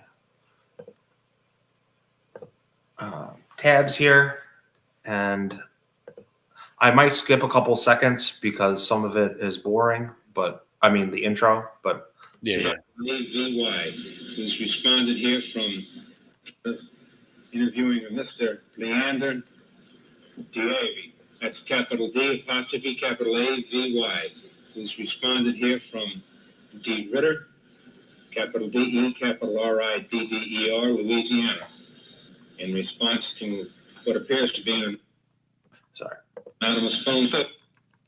In 1960, I retired out of the Air Force after 20 years, 3 months, and 13 days. This is Leander. And I went to work at the Court of Two Sisters in New Orleans on Bourbon Street as a doorman. And in 1962, this young man walks up to me and asks me if there's a Clay Bertrand working there. I told him I don't know any Clay Bertrand working there. And at the same time, the night manager, Gene Davis, was in the tavern. And I said, Gene, do we have a Clay Bertrand working here? Gene said, send the young man in here. I'll talk to him, just like that. So I said, I'm on in. About an hour later, the young man walks out. Gene Davis comes up to the door where I'm standing, talks to one of the waitresses in there. He says, see that young man? He just come from behind the Iron Curtain. I didn't put no assassination together that happened yet, and I didn't pay no attention to it. So, well, went on, and also about 2 years, and about 2 weeks before the assassination, I was called up one Saturday morning to go pick up my check. I walked into the court is a patio restaurant, the Court of Two Sisters. What's the name of the restaurant? The Court of Two Sisters. Okay. It's a patio restaurant. I walked into the patio, and there's a little veranda up there. I walked on up there, that's about 25 feet off the ground. Now you're talking about 2 weeks before the assassination. Right. Okay. And I went there to pick up my check. So I asked where Gene Davis was. They said he's up there in the storeroom. So I went up there, and it wasn't a storeroom. It had a stove, had a little apartment up there, had a bed in it, had 5 men in it. One of them was Louis Alviazo. I recognized him after the assassination, you know. He was laying across the bed, and one of them was David Ferris, the pilot of the plane that committed suicide. I've seen David come into the Court of Two Sisters with a Cuban friend quite often. And there was a bunch of Cubans working at the Court of Two Sisters at the time. And, well, and there's some guys like Harold Sandoz, he owns a restaurant over in Grand Isle, Louisiana. Now, he used to be a bum on Bourbon Street. But he was with this Cuban Pepe. They would go every night. They'd go around, walk around, go to these Cuban places. And then all of a sudden, I think Pepe and Harold was looking for somebody at the time. Anyhow, about 2 weeks before this, actually, when I went to get my check, get back on my story again, and I'm rambling now because I've been up all night. Sorry, go ahead.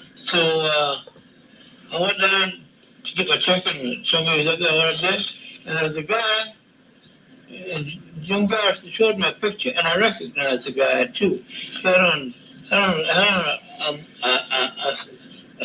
a seaman outfit, khaki pants, seaman cap, and whiskers on his face. And I told him, I've seen that guy before. I didn't know it at the time. I wasn't thinking about the meeting, you know. This was in '68, this part. Anyhow, this guy made some kind of remark to me, and I can't remember what it was. That's an important remark, but I can't remember what it was. Now, are you saying this guy was at the meeting? Yeah. Were you saying that the Cuban Pepe and the guy Sandoz were at the meeting also? No, they weren't there, but Jim Davis was up there with them. So in 1968, when I went home to Appaloosa to visit my mother, see, I forgot about everything, you know, and I didn't think about it, you know, but I didn't think that people there was involved in anything like that at first. So I got to thinking, and I read in my hometown paper, the Appaloosa Daily World, which is a local paper, that he had a picture of Jim Davis on the back using a payphone to call his attorney. But Jim Garrison had him in his office, asking him about if he knew a man named Clay Bertrand, and asking him questions, you know. And he denied, and according to the news, denied knowing or ever hearing of Clay Bertrand or ever seen Lee Harvey Oswald. So me, I go back to Jackson, Mississippi, where I was living. I called Andy DeChambra, a friend of mine that was working at the time as an assistant to Jim Garrison. Yeah, Momo. I told Andy what I knew.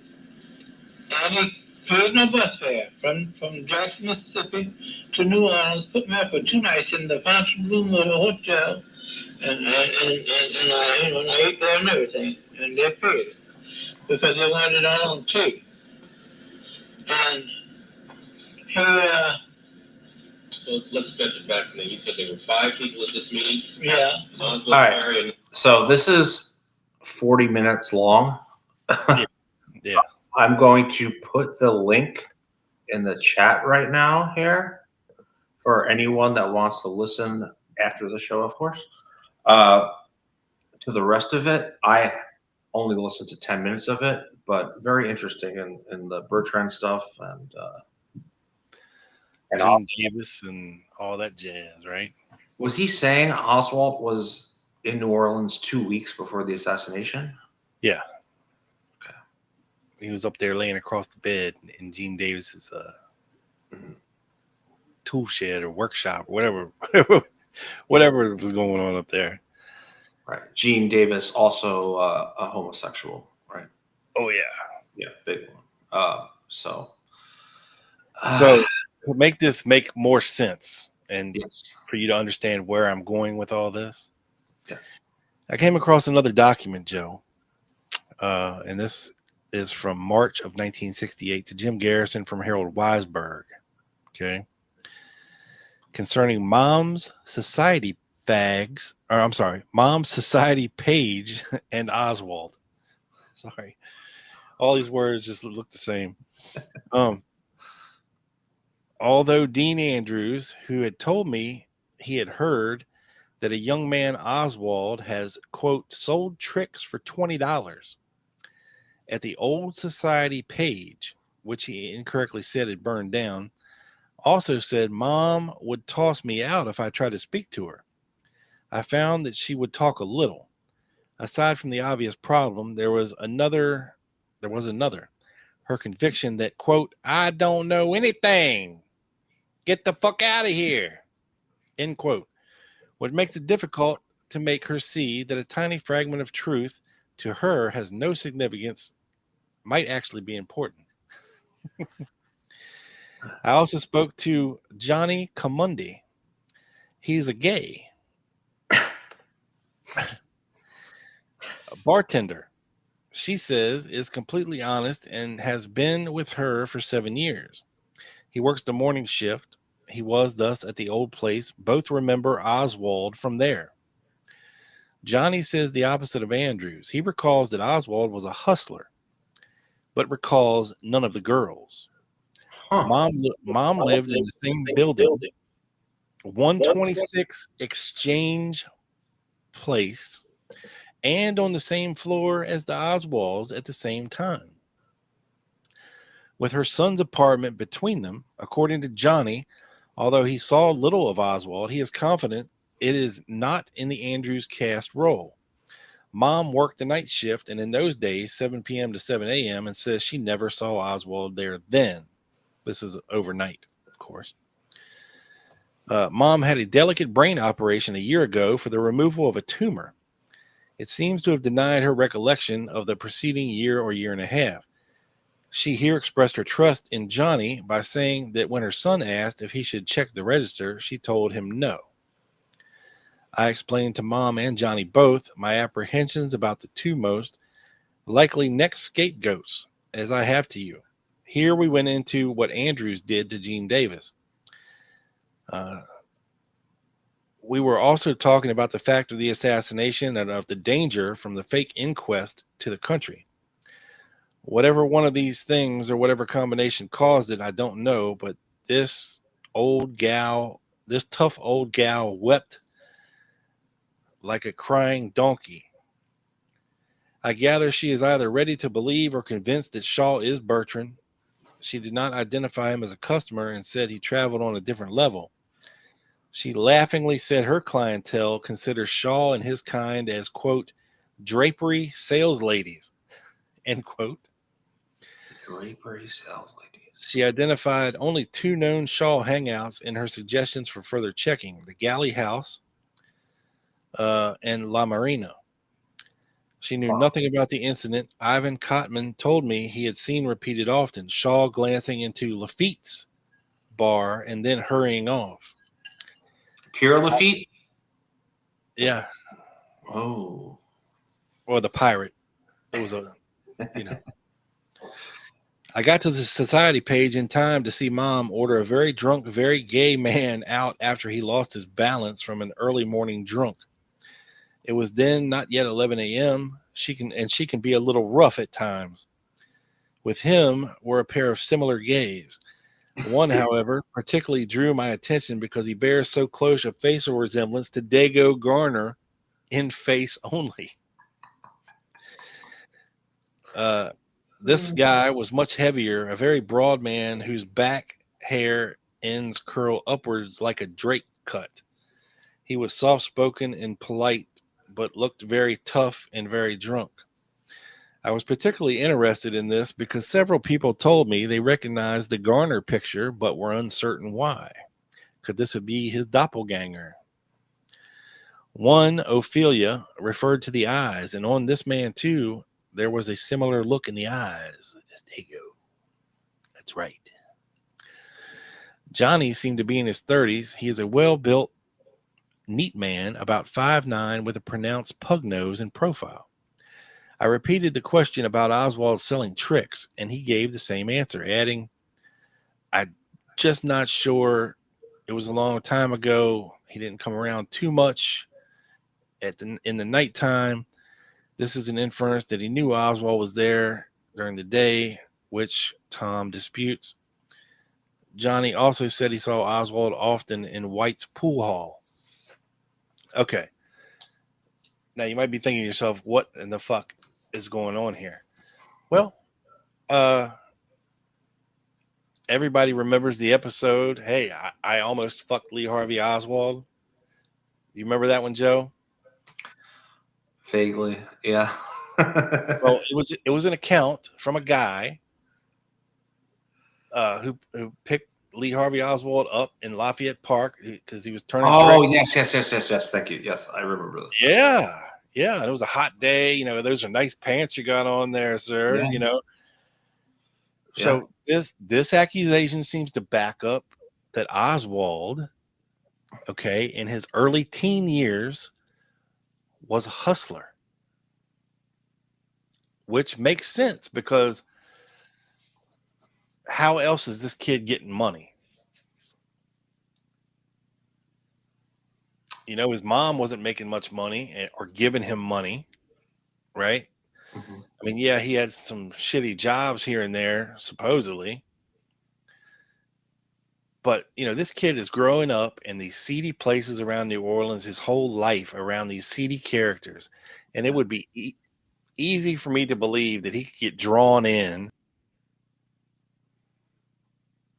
this gay scene and turn tricks for 10 or 20, you know, 10 or 20 bucks. $20 is $200 plus, you know, so right. It's not nothing. $200, you know, if you do a couple tricks a day. Yeah. And now I read Wednesday night a statement from Dean Andrews' investigator, Prentice Davis, okay, who corroborated Dean Andrews' story that Oswald visited Dean Andrews' office at least four or five times in the summer of '63. And each time he was in the company of some gays and some Latinos. Or gay Latinos? Or both. And Andrews even said Oswald had a little swish in his step, if you know what I'm saying. And these are the type of people that would go to Dean Andrews, right, for help, because they, you know, this whole underground scene of hustlers and these people like that, this is who, you know, Andrews would help or try to help or say he would help, take their money and whatever.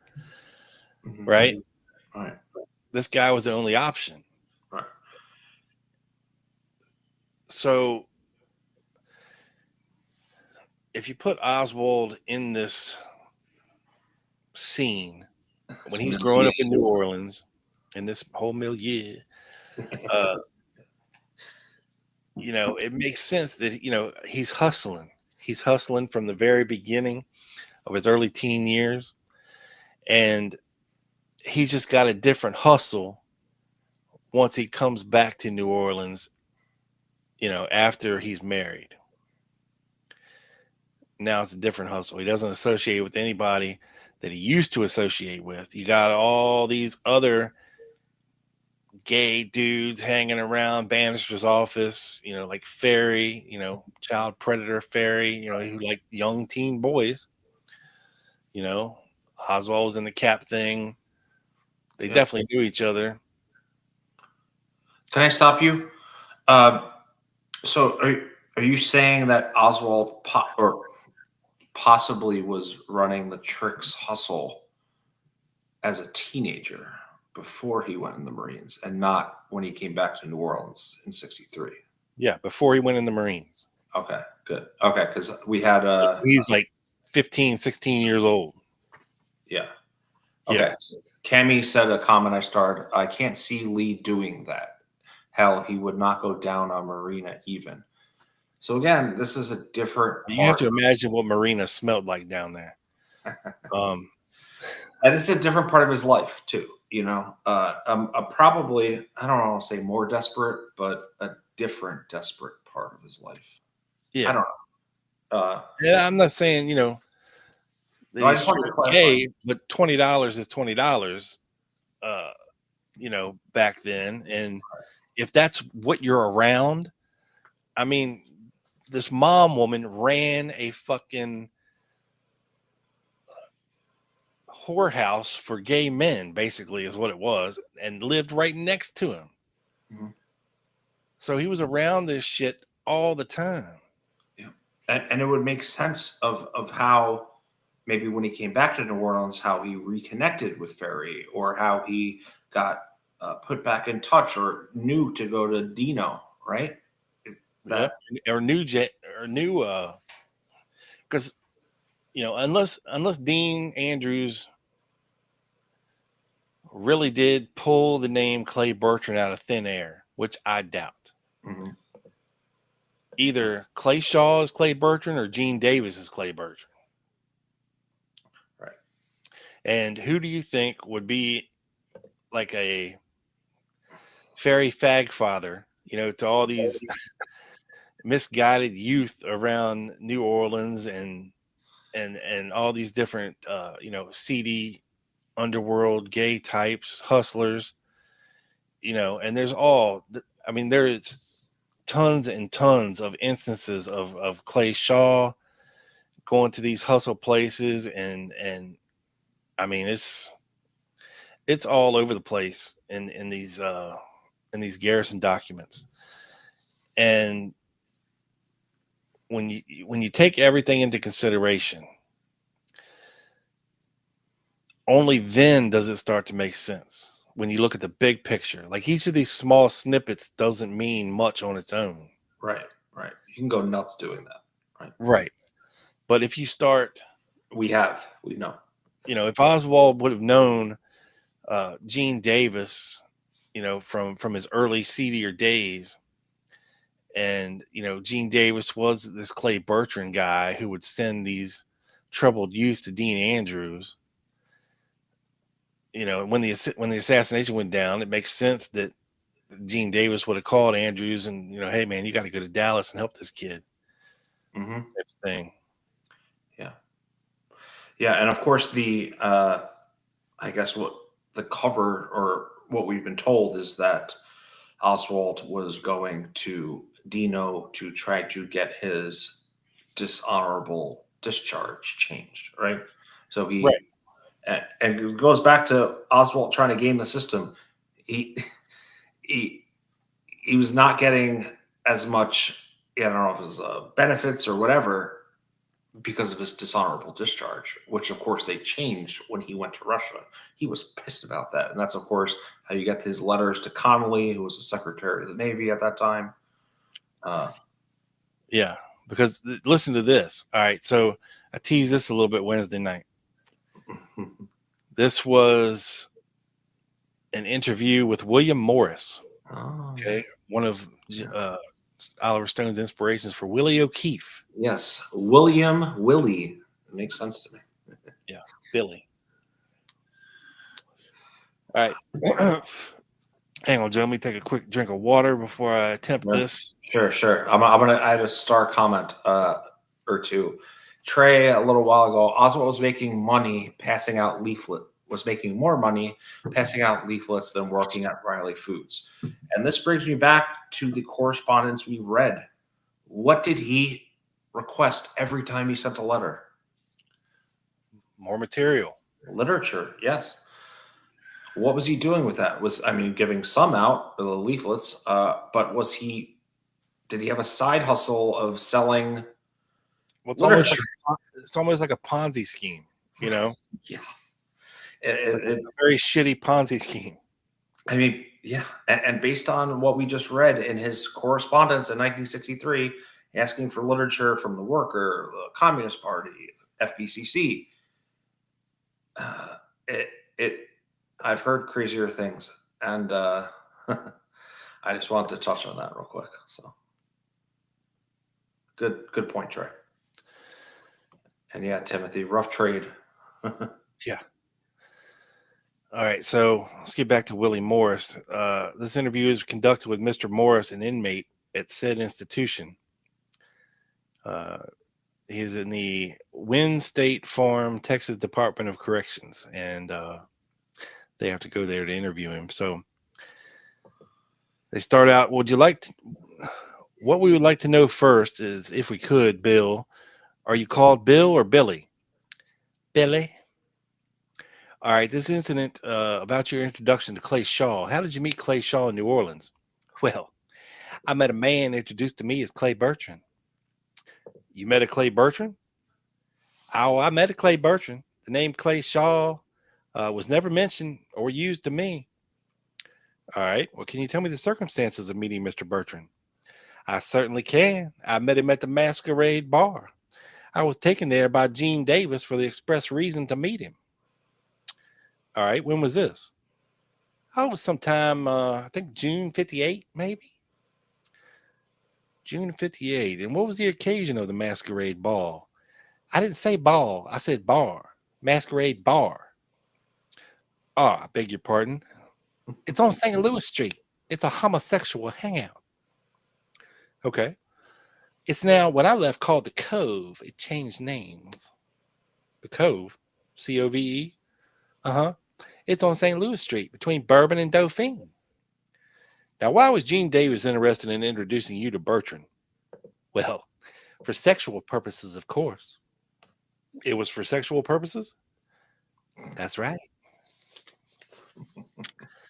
There wasn't anything else suggested? Nope. Okay, now then, what age were you at that time? I was a ripe young 18. You were 18. And where did you live in New Orleans at the time? Oh, I was living on Dauphine Street, right across from the street from the Dauphine restaurant. A little old hole in the wall. There's a little apartment house there. I was living with a guy named Art. Art? He worked for Gene Davis at the Court of Two Sisters. Gene Davis at that time, I read in the paper about it naturally, but they say he owns a Wanda's bar now. But at that time, he just worked for the Court of Two Sisters. He didn't own nothing. He didn't own a car. What was he doing at the Court of Two Sisters? Some kind of maitre d', a doorman or something. He wasn't just any everyday bimmy, you know. He offered to get me a job, and I'm sorry I didn't go to work, to be honest with you. I was making too much money hustling. Okay, and he introduced you to Clay Bertrand? Now, have you identified in your own mind Clay Bertrand from pictures that you've seen in the paper, or did you ever... I never even seen the picture in the paper, to be honest with you. I mean, I seen him on TV once, and I thought, well, maybe...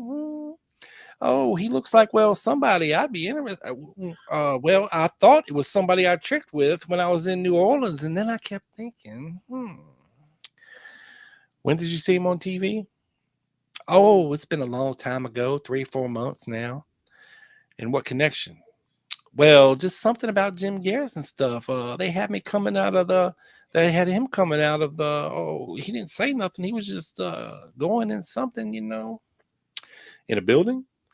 Yeah, in a building. I just seen him. Then what you say then is that you saw on television several months ago photographs of a man going in or out of a court building, and this was the man you knew as Clay Shaw or as Clay Bertrand. It looked a lot like him, I'll say that. Seeing a man on television and seeing him in real life might make a difference, if you know what I'm saying. Yes.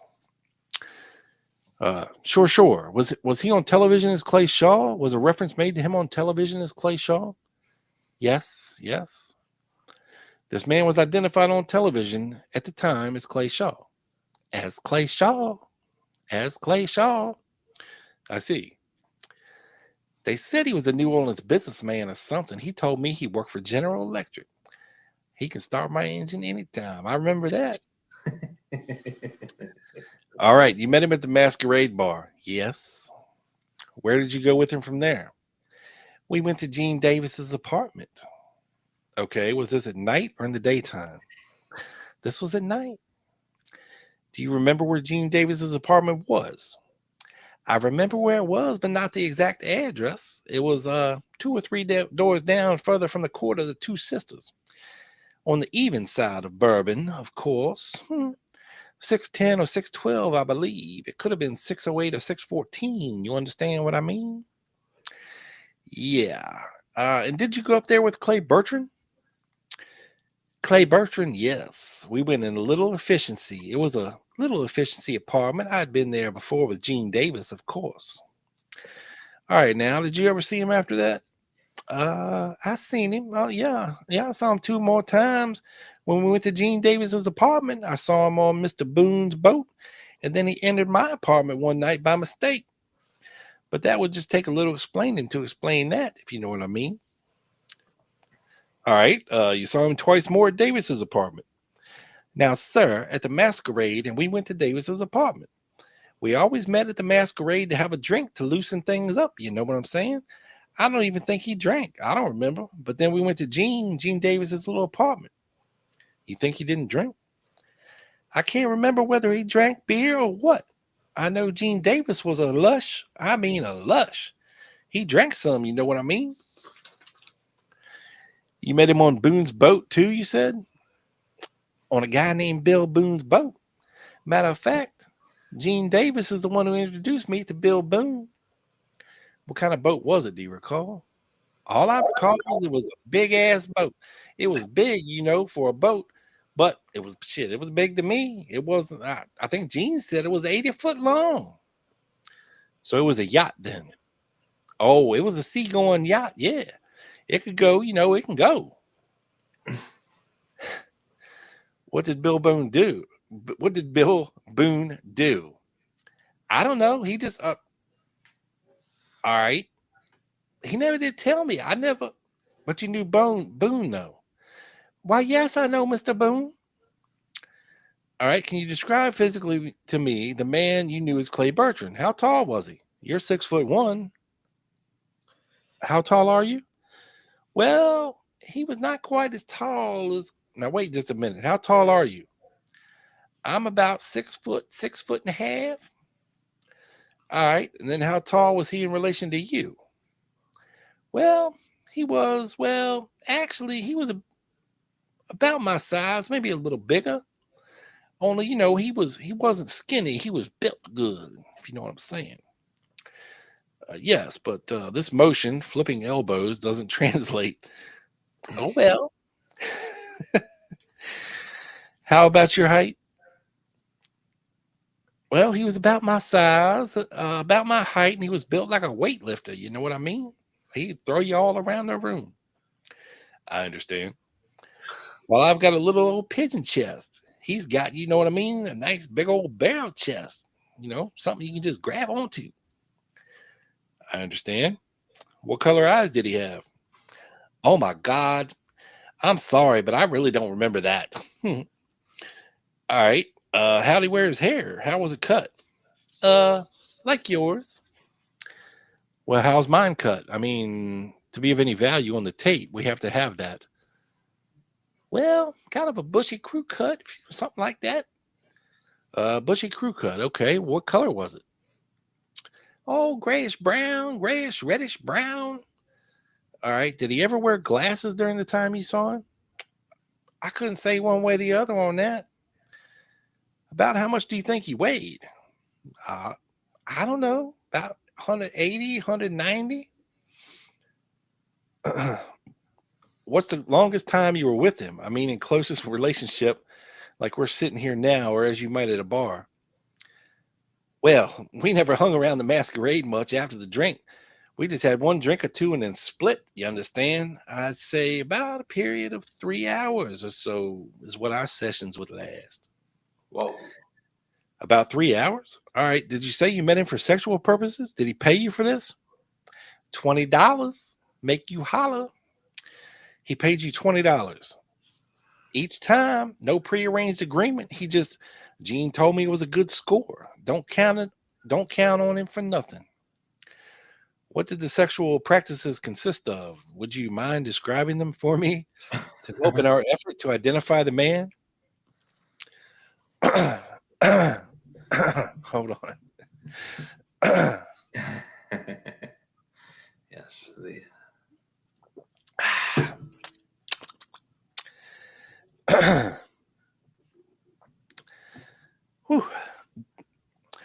Well, actually, it makes no difference to me because it's no secret with me. I'm down here on a homosexual offense, and it's no secret to me.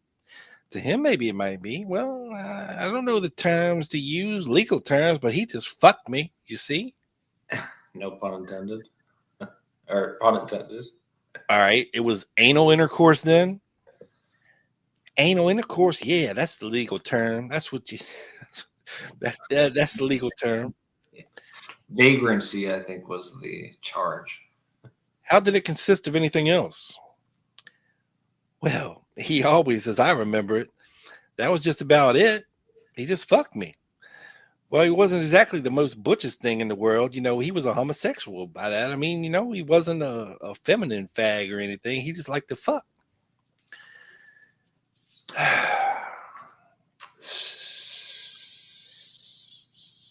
Yeah. Okay. Now then, in his conversations with you, did he ever disclose anything that would lead you to believe what type of work he was engaged in? No. Anything about his personal life? No. You mean where he lived? He told me he lived with his mother. That's why we went to Gene Davis's place all the goddamn time. And that's a natural thing. People live with their mothers. Or maybe they're even married or have a wife. Who knows? He didn't want to take me home with him. It's fine. What was the man's age? Well, he looked to me about his middle 30s. But he had a very nice physique for a man that age, if you understand what I mean. I don't remember if he had any tattoos or scars. It's kind of hard to see when he's behind me. What kind of voice did he have? Was it like mine or yours or Mr. Martin's, or was he harsh in his speech? Oh, well, that's hard. I know it's been a long time. Well, I mean, he never said heard or knowed or dis or dat. He spoke in good English? Oh, he spoke in good English. Well, maybe we can help. Rather than say he had a voice like yours or mine, did he have a high voice or a low voice? He wasn't one of them high darling in a feminine voice type of homosexuals, if you know what I mean. This guy was a John that looked just looking to fuck. If you meet him on the street, you never snap. You could go fishing with him, play poker with him. I don't know if he plays poker or anything, but you'd never snap in a million years. Don't get me wrong when I say he's a homosexual. He's not one of those, but you know what I mean? Limp wrists. He was a butch, and I mean butch. Was he a cultured man? Was he a working man? This is the thing I mean about his voice. You can usually tell what type of economic life a man leads by the way he talks. That's what I'm after. Oh, well, I'd make book he went to college. He didn't dress like one. He dressed nice. Now, Gene Davis, he dressed like a slob. He may dress nice now that he has that bar and got a little money, but back then he dressed like a slob. Actually, he was a slob. Not that I've got anything against him or anything. Not that there's anything wrong with that. We've got a couple of comments, but Trey, thank you, sir. The $10 super chat. Rob promised and delivered. Yes, thank you for Scam sticking around. Scam is hiding in plain sight, but Rob saw it.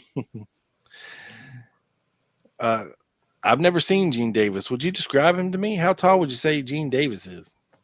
Well, he's shorter than I am. Definitely shorter. How much shorter? Oh, not a great deal. He's not a short man, but he's not a tall man either.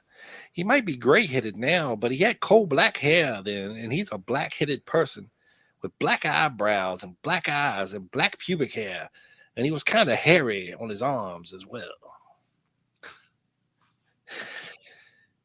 Well, how tall would you say he was? 5'5", 5'10"?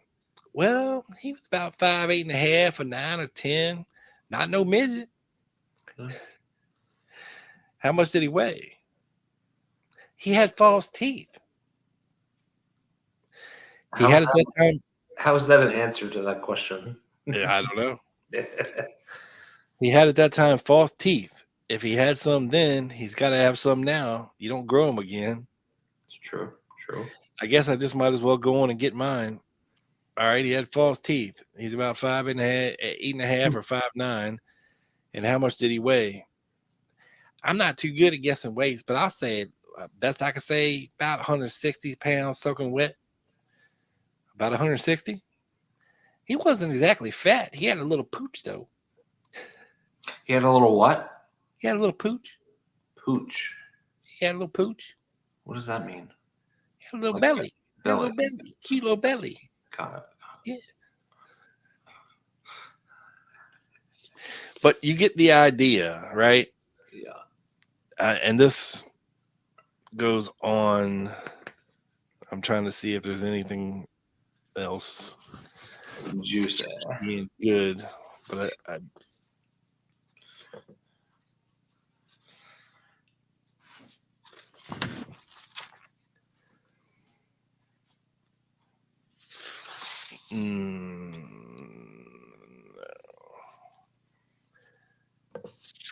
mean, there's probably a good another 5 pages of interview, but you get the point.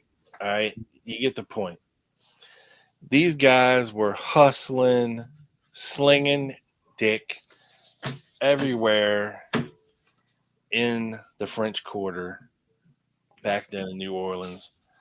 They were getting down and dirty all over the place. And it's not out of the realm of possibility that Lee Harvey Oswald could have gotten sucked into this. Pardon the pun. You know, at some point, you know, for money, it's quick money is what it is. Yeah. It's not out of the realm of possibility. No. And Yeah, we've heard. If you could live with yourself, you know, afterwards, you know, who gives a shit? You know what I mean? Like, Oswald didn't seem like the type of person that gives a shit about what other people think about him. You know what I mean? He did not. No. So, I mean, it's just, it's insane. It's insane. So, I mean, just painting the picture for you. You got to take in the entire freaking picture. Right. The hustler mentality almost in New Orleans. Yes. Right. Like, do whatever you can to survive, to make your money. Right. Whatever. Yeah. Like, you know, you don't want to sling dick anymore. There's other options. No, I definitely. Yeah, for sure. And I had a couple start comments relating to these ideologues out of their money, you know, to think that they're supporting a cause either one way or the other. Right. No. Sally had a good comment here before I started. Remember the address book I think they found, which was either Ferry's or Shaw's, ? Loads of addresses with lots of young men living. I always thought there was a male prostitute ring going on. Her next comment. I've always wondered if Ferry was trafficking young boys' men and flying them in. And possibly earlier Epstein type of ring. Can't rule it out. Ferry, I mean, we know he's a good guy and all, but James, if you extrapolate this back, a lot of stuff in Oswald's early years, you start to get some possible creepy child sex trafficking vibes. So not the only person who was just saying this. And Paul or Lee was sexually abused. And I think there was another comment. Let me see. Oh, yeah, it is from Paula, right? So Marguerite's kids were in and out of orphanages, had multiple stepdads, moved more than twice a year, unstable. And like Paul said, that creates the perfect environment for sexual abuse, unfortunately, of course. Boys grew up where they were, quote, quarter rats. Interesting. So, yeah, I mean, it makes a lot of sense to very knowledgeable people in our chat. And Cammie has a really interesting comment here. Clay, I believe, I think you're a she. She means Shaw, used to go to Hammond, Louisiana every weekend to visit mother, who lived next door to us. Whoa. I was only about 7 years old. That is really cool. Wow. Yeah. But you could definitely see a situation where the unstable upbringing of Oswald in his youth might have possibly contributed to his, I don't want to say tricks, but just like hustler mindset, right? It's not out of the realm of possibility. And New Orleans, especially Bourbon Street, you know, there's no really, then and now, there's no better place for that, really, but especially then. Yeah, it's interesting, man. You know, because like I said, I doubt Oswald's mother was around very much when he was growing up. Especially in his teen years. Yeah. And he's in the worst places in New Orleans to be, in the middle of all this shit. Yeah. And maybe why he joined the Marines as soon as he could too, right? To kind of get out of that. He was eager to get out. Yeah, for sure. That was his way out. Yeah. Yeah. Paul with an epic comment. This episode blows. Pun intended, of course. Pun intended. Yes. And Cammy is a he. I'm a he, bro. I'm sorry, sir. I apologize. Yes, short for camouflage, Joe. Wouldn't that be camo? Not in New Orleans. Oh, okay. Not in Louisiana. Sorry, sir. I didn't know. He grew up in Hammond. Yes. But sorry, sir. I will remember that. We do not like to misgender people here.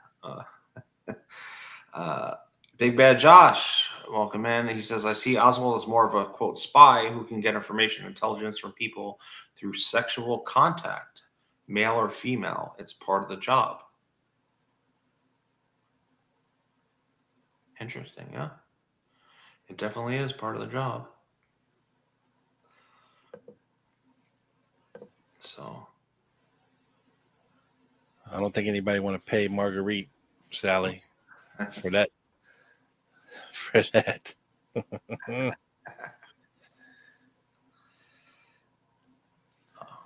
Ugh. Cammy said, I told you I use my wife's name in case I say something stupid. Okay, so that's why you had me confused. Not that Oswald's mother wasn't heinously ugly. She was a nightmare mentally, probably. Yeah, I mean, she had multiple partners over the course of Lee's childhood, so she was given something out, something. Trey said Ferry spent a night in Hammond once. Yeah, I'm trying to remember the circumstances of that, but I think it was on the way back from the skating. That's what it was. That's where they stopped. That's where he called G. He crawled up. Well, yeah, he went to the. It was at some college or something. Some college boys he knew there, and he crashed. Yes, the dormitory. He's crashed in the dormitory. Guy woke up like, "Who the fuck are you?" And I was like, "I'm Chris's friend." Like, okay, weirdo. Like, could you imagine waking up as a college kid in your dorm and David Ferry's in the bed, in your roommate's bed? Be like, damn, that must have been a crazy night last night. Be like, who the fuck is that dude? Like, what are you doing?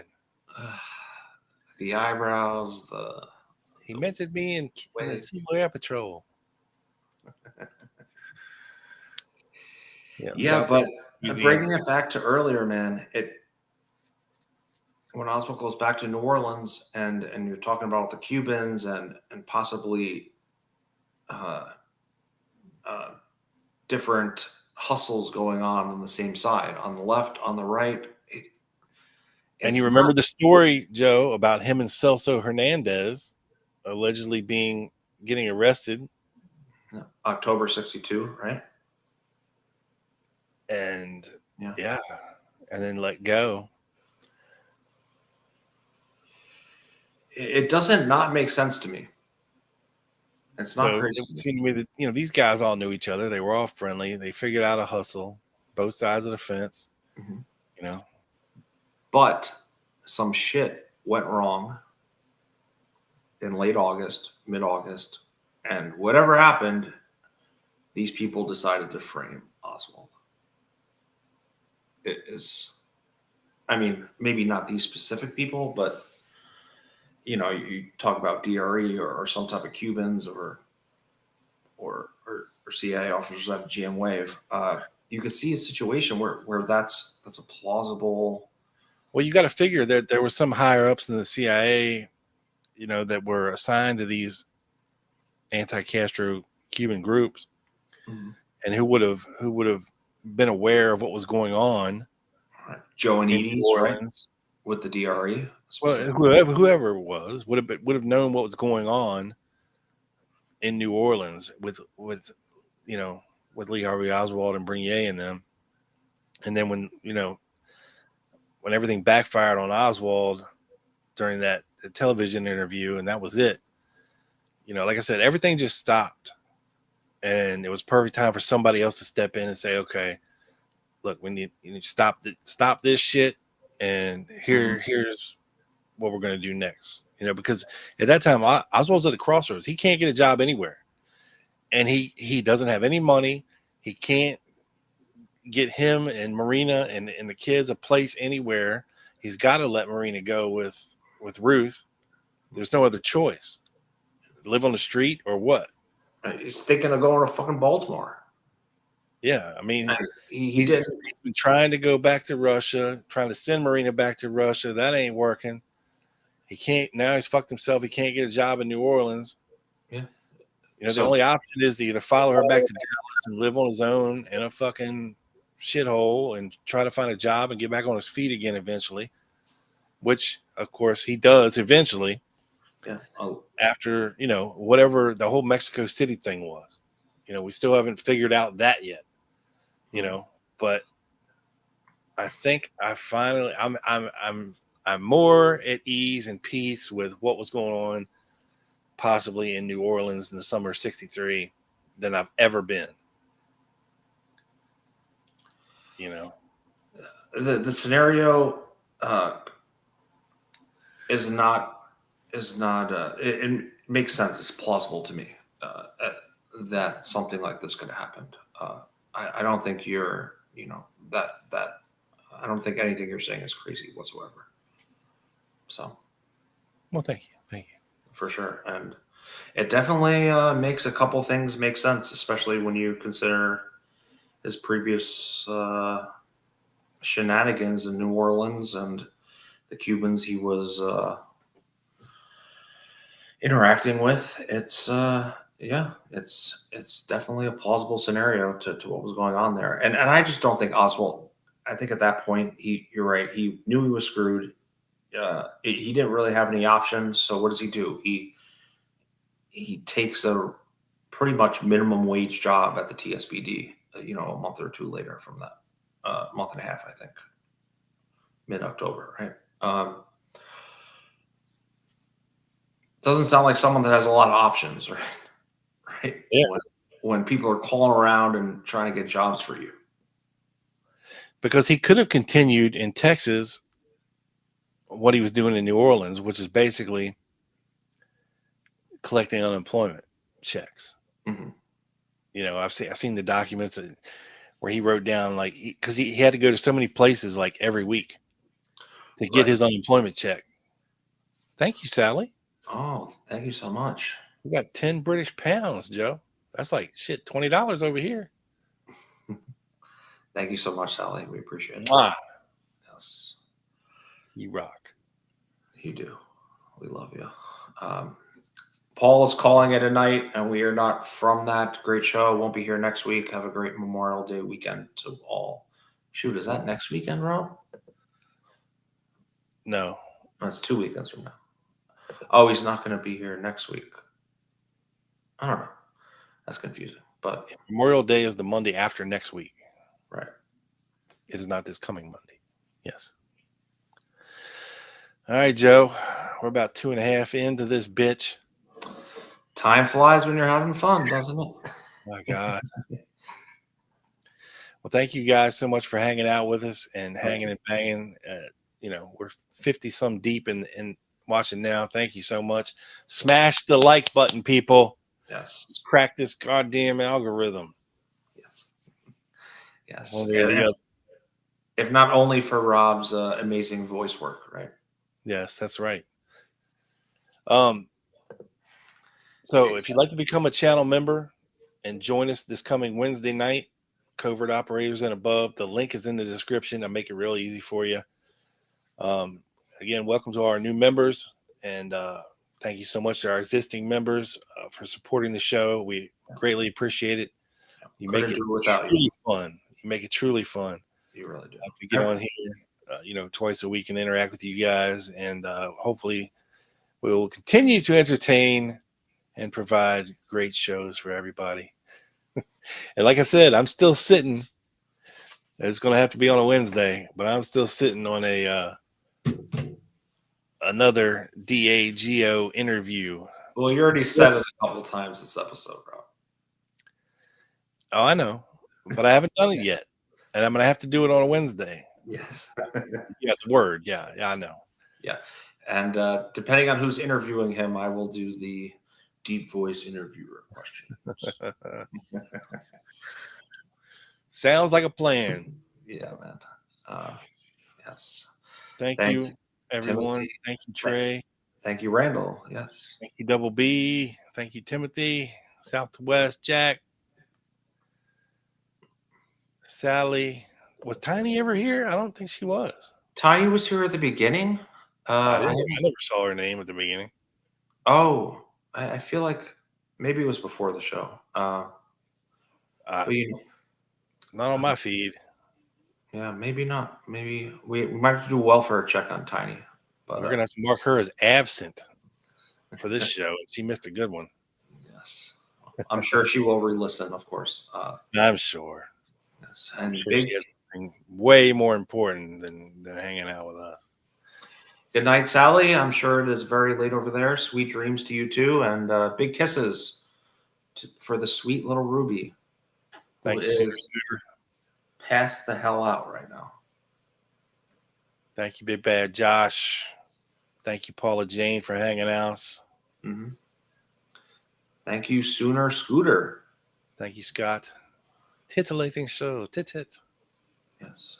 I don't know if you showed this, but Sooner Scooter, best podcast out there. I listen to it every night. Thank you, sir. Sorry, I didn't see it. Sally said, how's your mom? Didn't she get bit? My mom's dog got bit. And oh, there's Tiny saying goodnight. So maybe she was here the whole time. Oh, okay. Sorry, Tiny. We love Tiny. So Tiny, we couldn't see you.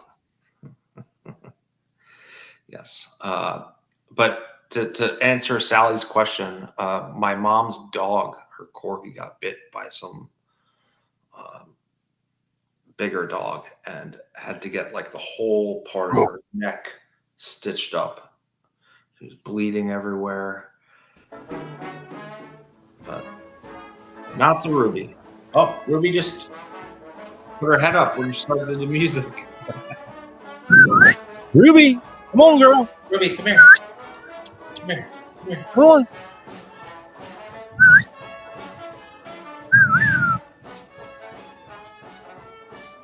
Kisses from Sally. Lies are told in the name of truth. That's from Sally. The greatest crimes are committed in the name of justice.